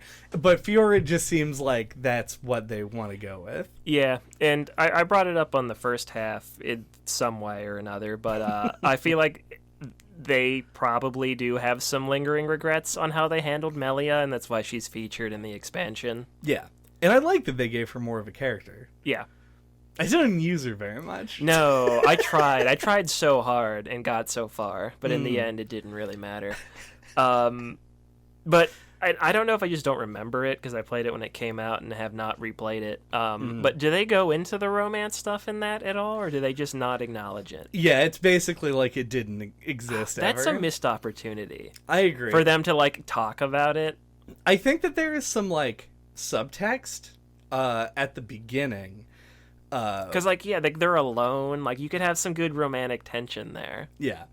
Especially, like, the fucking rom-com setup that it has going on, where it has, like, Shulk, the oblivious dude, Melia, the mature, brooding female counterpart, and then if you were to mash Nene and... Oh, God. I don't know why. Kino, yep. If you mash Nene and Kino together, they would relatively come up with one composite Jason Alexander to be the funny friend who provides comic relief. Yeah. Like, they have it set up. It also just has that, like, it's the oblivious Shulk and the level-headed Melia, and now they have to raise these two kids. It does have that vibe to it. And maybe they'll end up falling in love. But they don't, of course. Like, you could do, like, somebody edit together, like, a sitcom-style opening credit sequence from the cutscenes in that. I mean, you have a wealth. YouTube has already proven that you have a wealth of dialogue choices to mash together into a YouTube poop style trailer for this. So this is doable for sure. It's all there. But yeah, so we talked about some of the twists and we jumped all the way ahead to the expansion and stuff. But I replayed like the first third of this in preparation because I've already played it twice. To me, yeah. Shockingly quickly because I'm in my mindset. Yeah, because like it's your first time through. There's so much being thrown at you, and it feels like the first part of the game is really long. But you'd be shocked if you went back and replayed it, like how fast you would progress through. Yeah, it's like you can get to Bionis Leg like in like a couple of hours. Yeah. So, anyway, I was replaying it, and there were just some things, and it made me think of Final Fantasy X, how there were things that they felt like they were setting up at the beginning that just kind of get dropped. And I feel like that's just a thing if you have a story this long. Yeah. They weren't as significant, but things that stood out to me. At the beginning, Dunban can use the Monado. Yes. And that seems like a really significant detail, and it never comes back up or is like a thing in the story or explained like why he can use it. Yeah. I thought that was weird. Or there's never like a sequence where like something happens to Shulk and like Dunban has to use it again or like something. It's similar to the Melia romance thing where I feel like it gets teased a couple of times like it might happen. Yeah, it's but like there's never a payoff. Yeah, it does kind of feel like cut content or like story content. I feel something. like he should, like in the weapon choice screen, at the end of the game when you get a replica Monado and can gather materials to make 5 other ones, I feel like they should be selectable. They don't have to change mechanically, just port the numbers over. and just let him use the Monados as well, because like he can do it. Yeah, that's the biggest one. I just thought that I'd never thought about it before, and this time I was like, wait a minute. This seems really important. I mean, not to stick on romantic subplots for too long, but just like to add one to the list, the Ryan and Charla thing. That I loved their romance, but there's never a conclusion to it. No, I think at the end, like I like that about it as well. Like the way it's handled. To come back to like the anime comparisons, sure. You see this a lot, like the Shulk and Fiora thing. It's just like love at first sight, or like they're childhood sweethearts, or like they were destined to be together kind of thing. You see that with the protagonist and a love interest a lot in anime, and like the Ryan and Charla. Well, the Ryan and Shulk romance is extremely real, and the rad romance, yeah. Dude, if you want to ship them, I support that. Because they are cute together. But the Charla Ryan romance, I just feels like the opposite of that, where it feels realistic. Like, because Charla has a fiance, Gatto, who ends up dying. Like, you're pretty sure from the beginning he's already dead, or at least I was. But he ends up being alive, and he makes the noble sacrifice, etc. Yeah. Later on, leaving the door open for their romance in the future. And I love the way, like, because Ryan is like the immature hothead, like, yeah, he's the tank, and he's characterized as like being like kind of like the jock, and I like the way he's like surprisingly mature about it. Like, he doesn't want to make advances on her, even though he clearly likes her and she likes him too. I don't know, it feels real, like, right. in the way that you don't see in like this kind of a story as much. There's like a warming up between the characters, that and happens. It feels natural. Yeah, I don't begrudge it that. I just think that having Gatto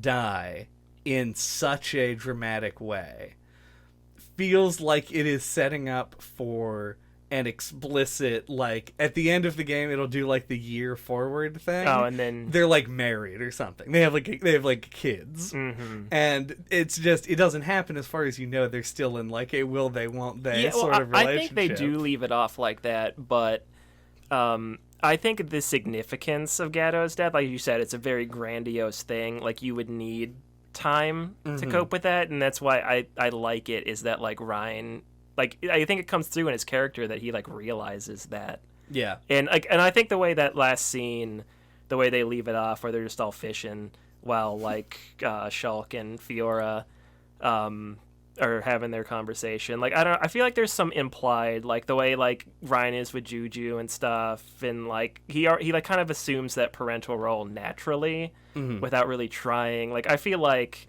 definitely in the expanded canon of Xenoblade, like Ryan and Charlotte do end up together for sure. Yeah. So I like that it leaves it open. Like, I don't feel like you don't need to tie the bow, and I think it works as like a realistically depicted relationship. I'm just saying that people have... I mean, I won't begrudge you for wanting the closure. I'm saying people have conversations in the real world about how people take a long time to get engaged. It's like a common joke. But if I had a friend who took longer to get engaged than it took for someone to figure out how to make a new human body for me, then I would probably start questioning the validity of that relationship. We can move. I want to talk about the other characters as well. Sure. Yeah, my only other thing that I wanted to bring up before we get on that fucking tangent was there's also a thing they bring up about scraps of mechons falling from the sky to Colony 9, and it's just completely dropped too. Like, that seemed like it was set up to be like a game mechanic, right? Like the fact that like Shulk is a like tinkerer or like a mechanic, and like finding scraps and like building stuff with them seemed like it maybe was a mechanic in the early stages, and it gets dropped. Yeah, because like you do find some scrap piles on the Bionis leg, but then after that, it's just like not a thing. Yeah. So those two things stood out to me, and I just wanted to shout them out. Yeah, I agree. Because it read to me like it was an explanation of why there were just little circles everywhere that you pick up. Yeah. But then, like, most of the things you pick up are, like, fruits. Mm-hmm. Like, maybe a bug. Yeah, and, like, I liked it also felt like set up for, like, world-building stuff that you don't really see much more of, is the Crabble, is, like, the first enemy you're introduced to. Yeah. It's, like, a crab is made a shell out of a robot part. Right. It's, like, that just seems like a cool world-building thing that would happen in this world, and it felt like they were gonna, like, have more creative, like, ways people have integrated the, like, technology into their everyday lives. Yeah. But they don't really do that as much either. Yeah. This is, like, a weird... oh, no. I'm trying to think. There's a show or a movie that I watched either recently or a long time ago. That I've watched in my lifetime. You're painting such a vivid picture for me. Thank you. That also has a very, like... It's like a society that had... Oh, yeah, it was Final Fantasy X. Yep. Yeah. Final Fantasy X sets itself in this universe that has a really rocky relationship with technology because they associate it with the past. Mm-hmm. Where and it's like the religion like kind of demonizes it. Yeah.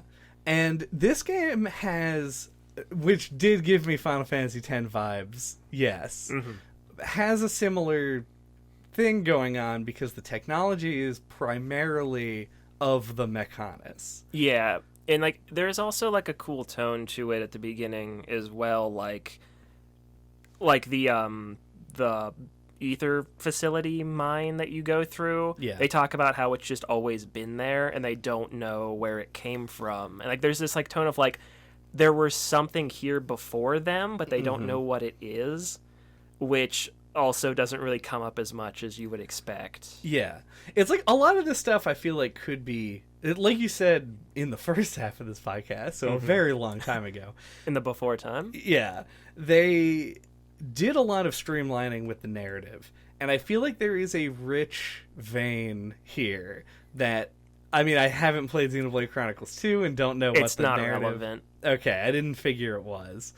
Of just like history to the place. Like I'm sure that when we talk about aesthetics closer to the end, this will come up in a more grandiose way, but the Mechanis and the Bionis are an insane setting, like a batshit setting, and that just feels like it's ripe for all this shit that doesn't really get plumbed. Yeah, it just gets hinted at.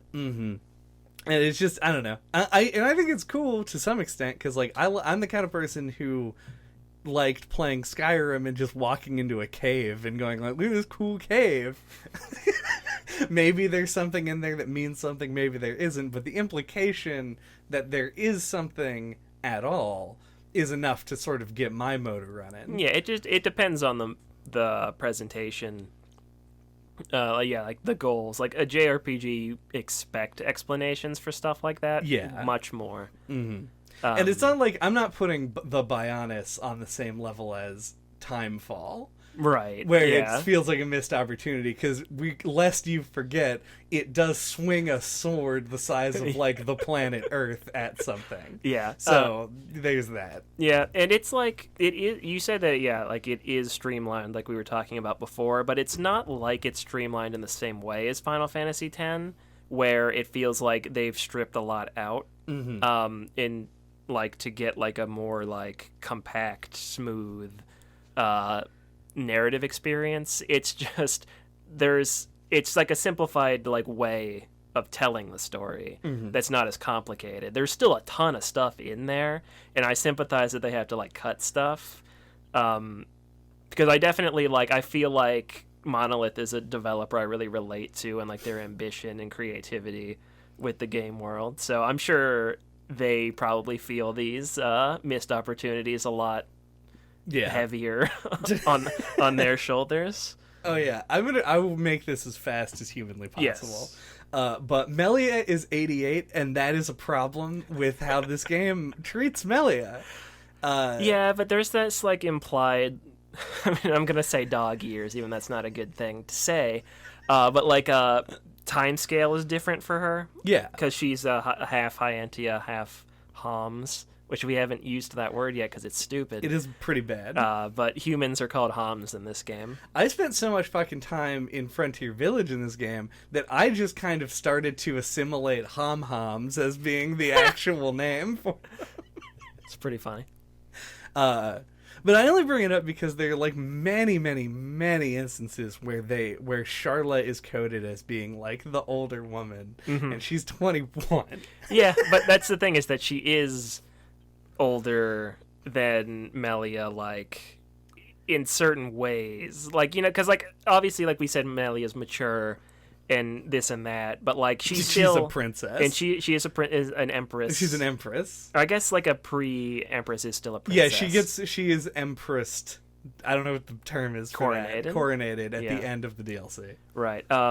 But she is still a teenager essentially, like for her species or race or whatever. So that's what it's going for. But it is weird when you see that number in the menu that she's 88 years old. Because she's the oldest. So that's member basically of the party. like 18. Yeah, is basically what that translates to. Fiora, Ryan, Shelf Girl 18, Charlotte's 21, Dunban's 30, Ricky is 40. Right. And they play that off as a joke. They're like, "Wow, you're a lot older than I expected because you're like a small, cute dude. Because that's the way that your species is." That's the way Melia's species is. And they don't make any reference to it. Yeah. That's all. I had to say it, or else my head would have exploded. No, that's totally fair. I don't know. It's just one of those details that like I'm so far in the weeds that I've like forgotten about it. Just one other random thing. I have like two little factoids that I have here, and one's related to the music, which we can talk about after this. Perfect. But so there's this video game podcast I listen to called Resonant Arc, and they've recently been talking about Xenogears and how it has a lot of influence from like philosophy and Gnosticism. Okay. It's something that the developer of this is really into. Like him and his wife both wrote the story of Xenogears together, and I don't know if she is involved with this with Xenoblade at all. But one thing that they brought up is like the idea of God. Like they think of it differently in Gnosticism, so it's not like a Christian God, but it's more of like it's called the monad. And it's Greek for singularity. Man, so, what an interesting... Yeah, and then he was like, Xenoblade fans will probably recognize like that's where the monado gets its name from. Right. And in some Gnostic traditions, like the monad creates aeons, and one of those is Jesus. Oh, of course. And he's the one who like gives enlightenment to humanity in that tradition. And so that idea of like the monado is what like lets Shulk see the visions, and what ends up letting him overthrow and decide that the world is better off without gods is like a very Gnostic story thing, inspiration. So I just wanted to bring that up because it was a tidbit that I learned recently. What is neat for a lot of reasons, there's a ton of like biblical reference in JRPGs overall. Yeah, and if you're interested in it at all, apparently like totally go play Xenogears because it's like dripping with it. Yeah, but I love the justification that this like reading gives to the story of Xenoblade, where we talked about it being streamlined, but it does feature a lot of the hallmarks of JRPG storytelling, including the final fight with a big god, which is just a thing that you do. Yeah. But having that information in the back of your head makes it feel a lot more justified, where this is sort of like... Oh, it's not supposed to be like a Christian reading at all. Oh, yeah, no. Absolutely. It would be very odd if it was. Yeah, just whenever you talk about the idea, like, it's so common in JRPGs to like kill God. I think people, at least in the back of their head, have like that Christian idea in their head. Yeah. That like it's like an atheist or like kind of motivated thing. Yeah, or just like nihilistic. Yeah. Like, it's not that, at least usually anyway. Yeah, JRPGs, there's a Venn diagram. On one side is JRPGs, and on the other side is Garth Ennis's Preacher. And they overlap in like a 1 pixel, and it's Kill God. But Garth Ennis's, they're so different because It's when like you kill, do interpret kill it, capital G God. right? Versus. Yeah, this God, a God. Mm-hmm. The kill the Christian God version of this story reads much more, like I said, nihilistic. It reads very like sardonic or just like angry in a way. And like it can be done well. I think Preacher is done well. But JRPGs are more like they need something of an epic scale, and a creator of things usually is that. But I like the application of religious reading that just isn't the Christian God one. Yeah. Because there's too much specific imagery to make that story work. It just, like, at least, like in the States, like we're very used to the Western idea of religion. Yeah. And it's, Eastern religions think of that stuff a lot differently. But no, that's very cool, and I did not know that. Yeah. So that soundtrack slaps. I get down on my knees and worship that soundtrack as my god. We've done this multiple times where we play a game that has like a killer soundtrack, and we'll be like, that soundtrack slapped, it kicked ass, whatever, all this stuff. It's very good. Xenoblade soundtrack, and I've been trying to sort of put like what is the one word description, and finally, maybe for the first time in 20 years, I can unironically just legitimately be like, this soundtrack fucking rocks. Yeah. They use, like, the instrumentation is, they have the songwriting and the melody focused, like, tracks that are a hallmark of JRPG songs, and just like video game music generally. It's very melody focused. But live instrumentation and guitars, which are weirdly uncommon for this type of thing, and it gives it this like kind of like bro ass like sound, but used in a really elegant way. And I think it's that meshing that makes it just fucking so good. Yeah, it's expertly implemented, I think, in a way that like you'd have to study music to really be able to express exactly how. Yeah. But yeah, no, like using the electric guitars in the battle theme like just works in a way that doesn't feel corny. And like I compared it to Final Fantasy X, or like on the Final Fantasy X episode, we talked about the final boss theme and how it was like a new metal song. And I was like, something like Xenoblade would have been more appropriate, yes. Where it's just like like the instrumentation is more like rock music, but it doesn't sound like a contemporary rock song. Yeah, if you like take the battle theme. Or at least this is like the hard enemy battle theme that plays when you fight a unique monster or a boss. Yeah. And you play it by itself and then have two images, and subject A is looking at a group of anime characters like pulling swords off of their back as the fucking guitar like does the slide, or it's like yeah. And then on the other screen, you have a guy with leather pants and no shirt and really long, shaggy blonde hair doing that on a guitar. It's like one of them looks really corny, and the other one just feels right for some reason, and it isn't the one where the guy's playing the guitar. Yeah, that's the power of, like... rock and roll! It's rock and roll, baby. Hell yeah.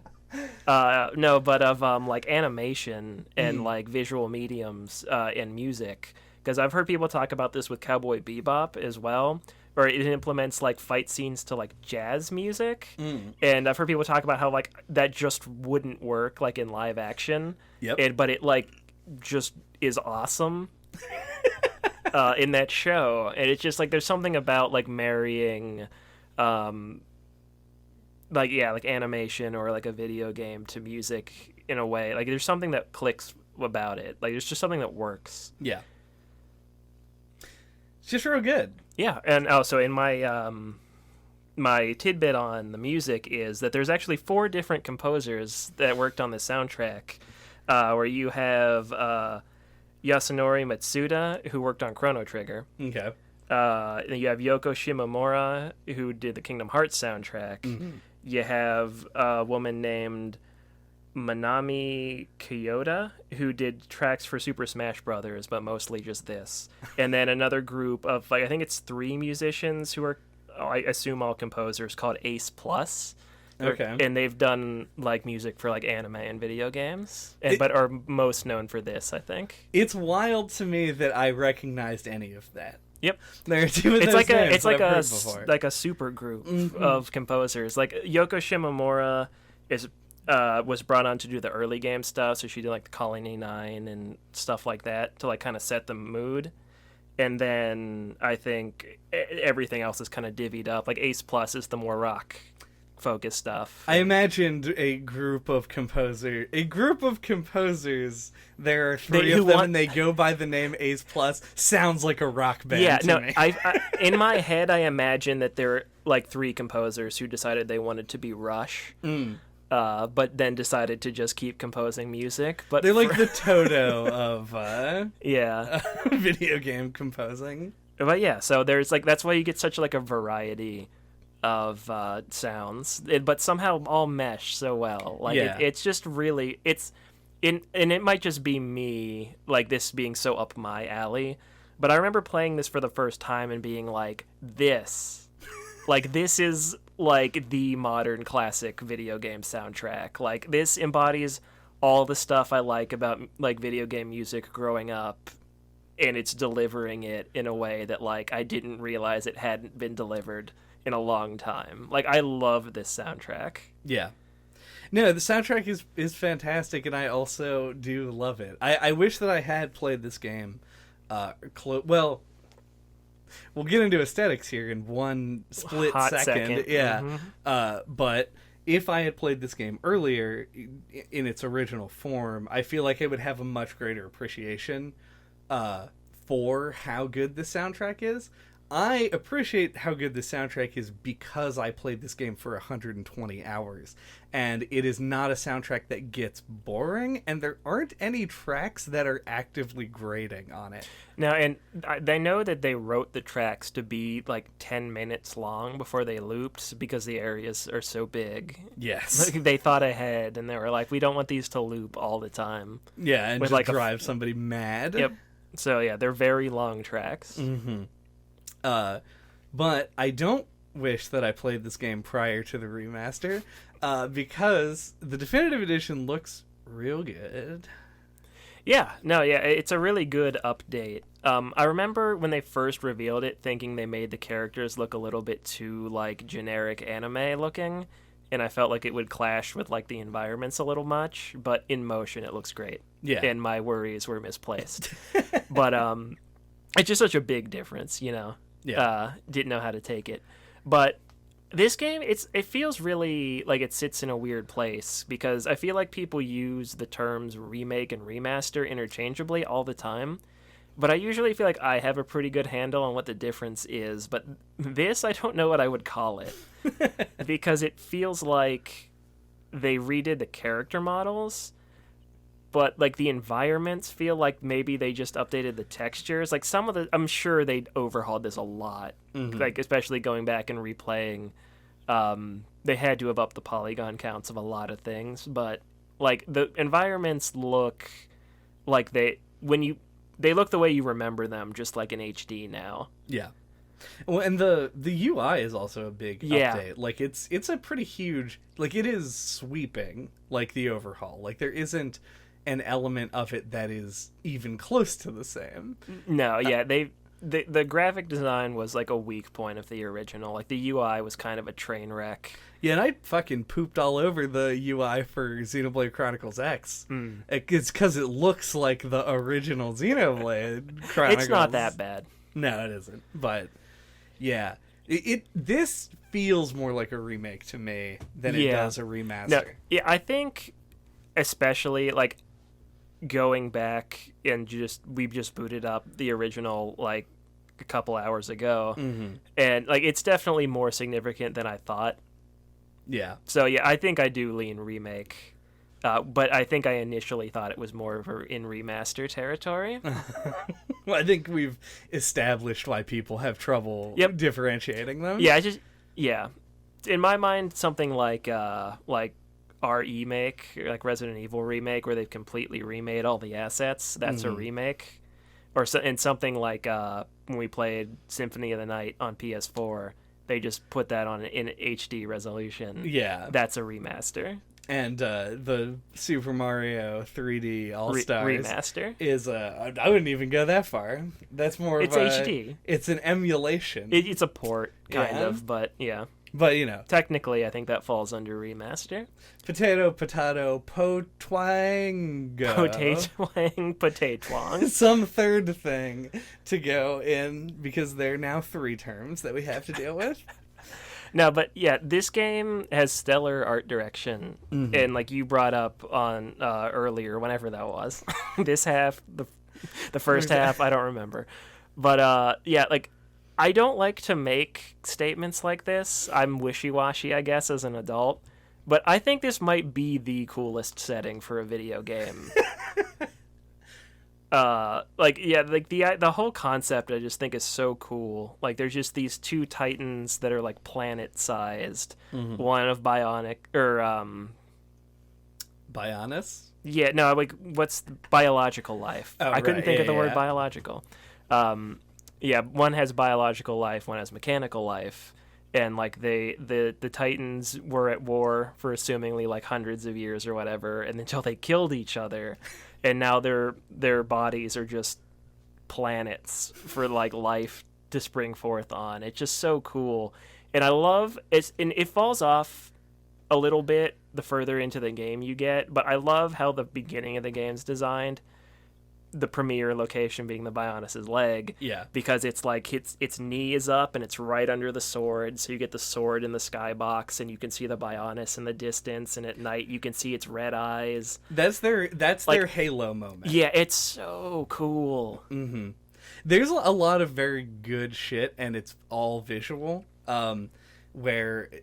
Because the context of it is like just assuming, you know, the physics of the Bionis is weird. Oh, yeah. In a way that is, like, inexplicable and hard to put your finger on, but you just gotta go with it. And it does make these, like... It has this, like... The Bionis being a formerly living being gives all of the, like, surrounding environment this, like...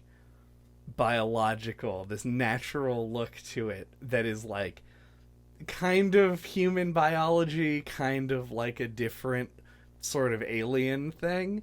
So you get these like rock formations that's like a characteristic thing of this game that are like basically big ribs that like come out everywhere, and just sort of like the makeup of the land and the layout and stuff, and it makes these really incredible fucking vistas. And as we've mentioned before, nothing in this game is small. This is the Texas of games. All of the environments that you go through are fucking massive. Yep. So you get a real sense of scale for everything. Like, if you just walked from Colony 9, like, across the Sword or whatever. Sword Valley. Yeah, it would take you, like, hours. Like, hours and hours of just running. Yep. To get there. And it's kind of insane. Like, there's so much in it. Yeah, and it's I don't know if you call it like a trope or like a technique, but I really like when games put like if your motivation in the story is to get to a place, like you can always see it in the distance. Like Journey has the mountain, and like plenty of other games do stuff like this too, but then you can see it from different places. It's like in different skyboxes from like different perspectives. That stuff's always really cool for progression. So I always have a big stiffy for that. And yeah, this game has that like in spades. Yeah, even like you having a goal. Like, it'll just be like you look out there and you're like, what are those red lights in the distance? It's like, And so yeah, when you finally get over there, it's like a really cool feeling. But yeah, and like there's also like like some clever usage of like where on the Bionis is what kind of area. Like I like that it's like lower back is a swamp. That's funny. Yes, of course. And it's like on the top of its head, it's got like a some kind of headdress as like a bowl, and there's like an ocean in it. Like the arm, because it's high up, is like snowy, and then it's other like though it's the Bionis's arm. No, the Mechonis's arm has fallen off in the water, and it's like a beach now because it's down in the ocean. Yeah, and I just think that stuff's cool. And like also another awesome detail is on the arm there's a wound. It's like a crater that's just like a sword wound from the battle. It's just like stuff like that's just super super cool. Yeah, there's like the fuck, I don't know. There's a lot of wild shit on like in the environment design. Yeah, like they just really went for it. Like you had to give this team so many props for like doing this idea on the Wii. That's and also a good point. And pulling it off. Mm-hmm. Yeah, because it has a similar like what we did specifically after I like just fucked around and tried playing the game on the Wii was just go to locations where you can look and see stuff and see if you could look and then see those things, and you can. Like they do a very good job of they did a good job both originally in rendering it and in the remaster of updating it and adding little particle effects and making everything like giving it the appropriate sense of distance that may have been a little bit flatter on the Wii. Yeah. So the game is really visually stunning now and had like a futuristic like tech sort of aesthetic to it when you see it on the Wii. You're like, how did they render this on the thing that does Wii bowling? It's a good question. Yeah. Yeah, and it leads to like one of the only like gripes, or it's not even really a gripe, it's just like something I wish could have been better and it just would have made the game even more awesome. Is like I feel like I wished the areas in the Mechonis were a little bit more creative.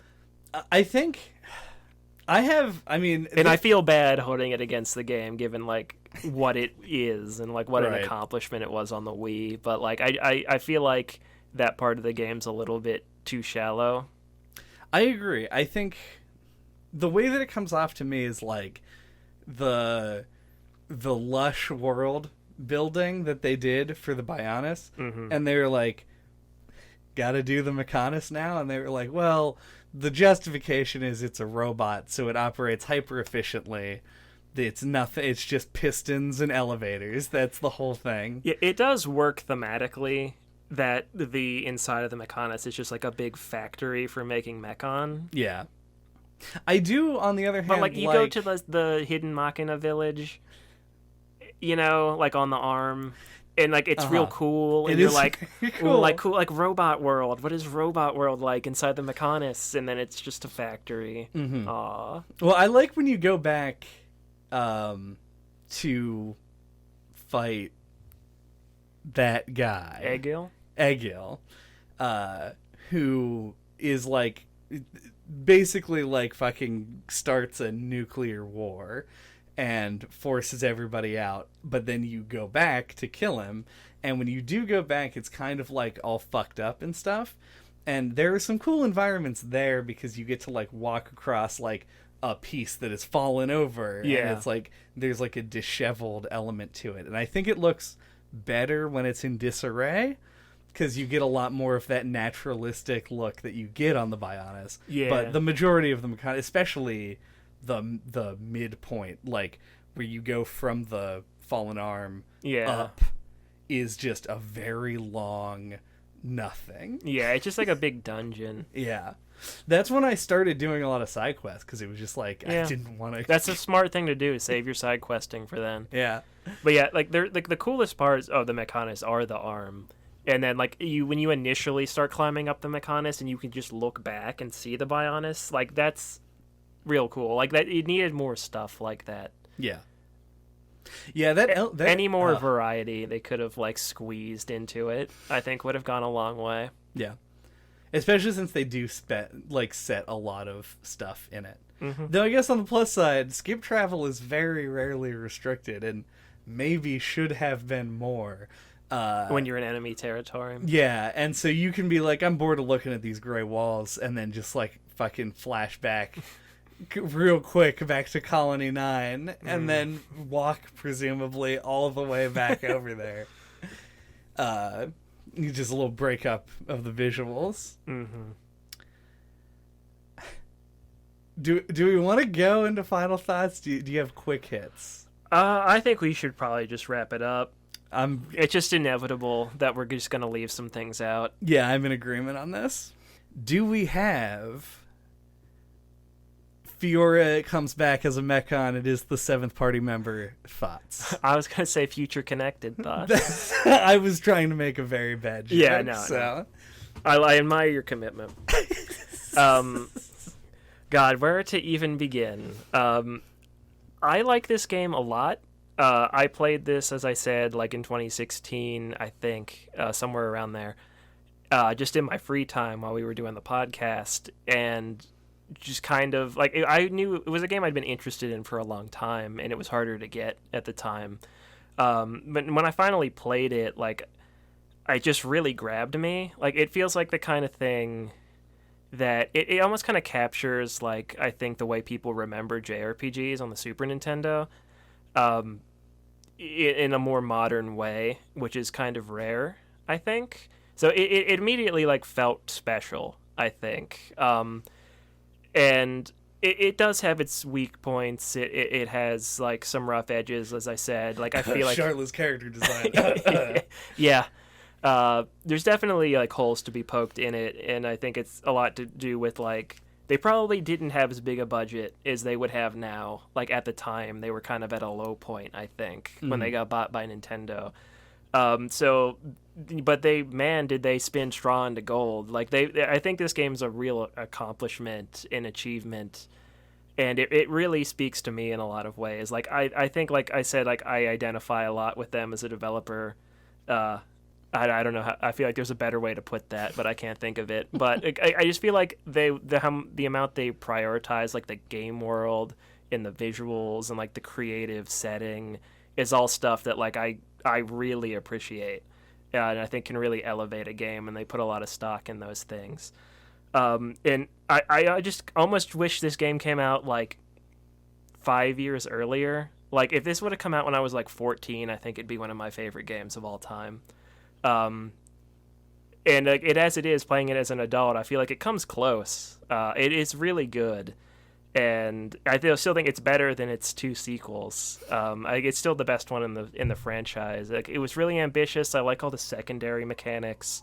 The other games don't really have that kind of stuff as much. It's just this. I feel like it's a gem. It's a kind of game that doesn't come around that often. As I said, it feels special, at least to me, and I think probably to a lot of JRPG fans. And I don't know. I feel like I can't say enough good things about it. Like it's as I was saying, it speaks to me in a lot of ways and does the things I care about really well in such a way that like I kind of just don't care about the flaws. Like if we weren't doing this for the podcast, I feel like I'd have nothing bad to say about it. It just up my alley. I like it a lot. And I guess I will stop just praising it and say, yeah, I'm really into it. And that's my final thoughts. Yeah. The running joke with this game for the longest time is that like we were like, oh, it's like Andy's favorite best game of all time, and we just all refused to play Imagine it. you played it and had no one to talk to about it for years. Yeah. It is just burning a hole in my head. But no, I think I said earlier in the podcast, and really should have just saved it as my thesis because it would have made this a lot easier to articulate, that a lot of people like to point to this game as being a true like love it or hate it kind of game, and I think that it really does come down to that more than I would normally agree with. This is a game that I expected to hate. I expected to despise, probably, especially watching the combat. The combat is... You can't watch this game and have any idea what's going on. None at all. You literally watching this... It's like the most unappealing game to watch play maybe I've ever seen. Like Zork might be worse to watch because it's just text and it would be hard to keep up. But like it just looks like nothing is happening, but like mentally and physically you're doing a lot to sort of like optimize. So I agree. I think that most of the time when somebody asks me about a game, I will try and provide like 2 pros and a con if it's something I'm like wanting to recommend to somebody. And the con for me in this game is that the game doesn't allow for like expressive play as much as it in its combat mechanics. The combat system is like the only thing that I will ever say like deride about this for the most part. I think that there's some loose nuts that could be tightened to make it a little bit stronger. It wants you to optimize, and a lot of the optimization is really fun, and that's where I took a lot of pleasure in the game. But then you like take the flip side of it, and it's like, yeah, but there's just so much depth to it. There's a lot to understand and to learn, and a lot to do to make yourself better. And all the while, you're in this big fucking crazy world that we talked about with the slamming guitar soundtrack that is great. And what ends up happening is that a lot of the flaws that I feel the game has are little things that just sort of get lost in the minutia. We joked about Charlotte's dumb character design probably 1,000 times before we recorded this podcast, and it didn't come up. Yeah. It's mostly the costumes. Yeah. Yeah. And like why you put a tits on the robot? It's just a question I have for whoever designed the character of Linnea, is why you put a tits on the robot, because it is not necessary. Mm-hmm. But yeah, and that's basically the quality of criticism that I would come up with when I was playing the game. Is I'd be like, well, why do the Mechonis, who are the Mechonis in comparison to the Mechon, why are they different? Oh, the Machina? Or the Machina, rather. Why do they put them there? Why are they... Are they naturally occurring beings? I think they are. Yeah, but are the Mechon also naturally they're made in the beings? factory. Which, they're made by the planet, mm-hmm. which is kind of like how life is. Yep. Don't question. But that's what I'm saying. Like, yeah. No, that definitely, not to hijack your final thoughts, but I think that, that's definitely feels like one of those things that they don't go into as much, like we were talking about earlier. For sure. But what I'm saying is that that's the kind of dumb shit that I was thinking about when I'm trying to, like, figure out what it is, like, what makes the game tick, right? And when you come up with, when that is your question, then most likely you're missing the bigger point, which is that the things that you aren't questioning, the fact that the game does look so beautiful and does play really well, really overshadow most of the complaints that I have. And I am not like a JRPG fan. This game did come around at a good time in my life, not in a grandiose way. Nobody died recently and I was in a depressive state. I just didn't have a lot to do. And this game filled that hole in pretty nicely. It's got a lot for you if you're a fan of this kind of a game. And even if you aren't a fan of this kind of a game, I feel like it's worth giving a shot, and also muscling through the really early game stuff, because it's when you get to that depth and that complexity that it really shines. Yeah, it's easy to bounce off at the beginning, I think. Yes. Thank you for listening to No Clip this week. What are we talking about next time? Next time, we're going to be talking about Devil May Cry. A much shorter game. It really and truly is. If you are somehow unfamiliar, Devil May Cry is the Capcom franchise that, in a bizarre turn of events, kind of sprung out of the Resident Evil team. That is like basically the high watermark for hack and slash action games. Character action game. Yeah, going forward from its release. So I'm excited to go back to it. I haven't played it since like the early 2000s, so... I've never played it. Yeah. It's one of those ones I've always wanted to go back for and just never have. I should basically come at it with like the same level of enthusiasm that you came at this, even though I don't feel that way about it. But yeah, so check it out then. Until that time you can get a hold of us. All of our contact information is on our website at noclippodcast.com or on splattershot.pro. There you can find links to the YouTube channel where you can find all of our old videos, playlists of the different sub shows and shit. You can get a link to our Twitter, our Discord server, where you can come talk about the game. Have you never played Xenoblade? Like probably all the people on our Discord server, and I'm gonna go like, man, why'd you guys talk for like 2+ hours on that? Let us know that you haven't listened to this episode yet. / that like button. Hell yeah.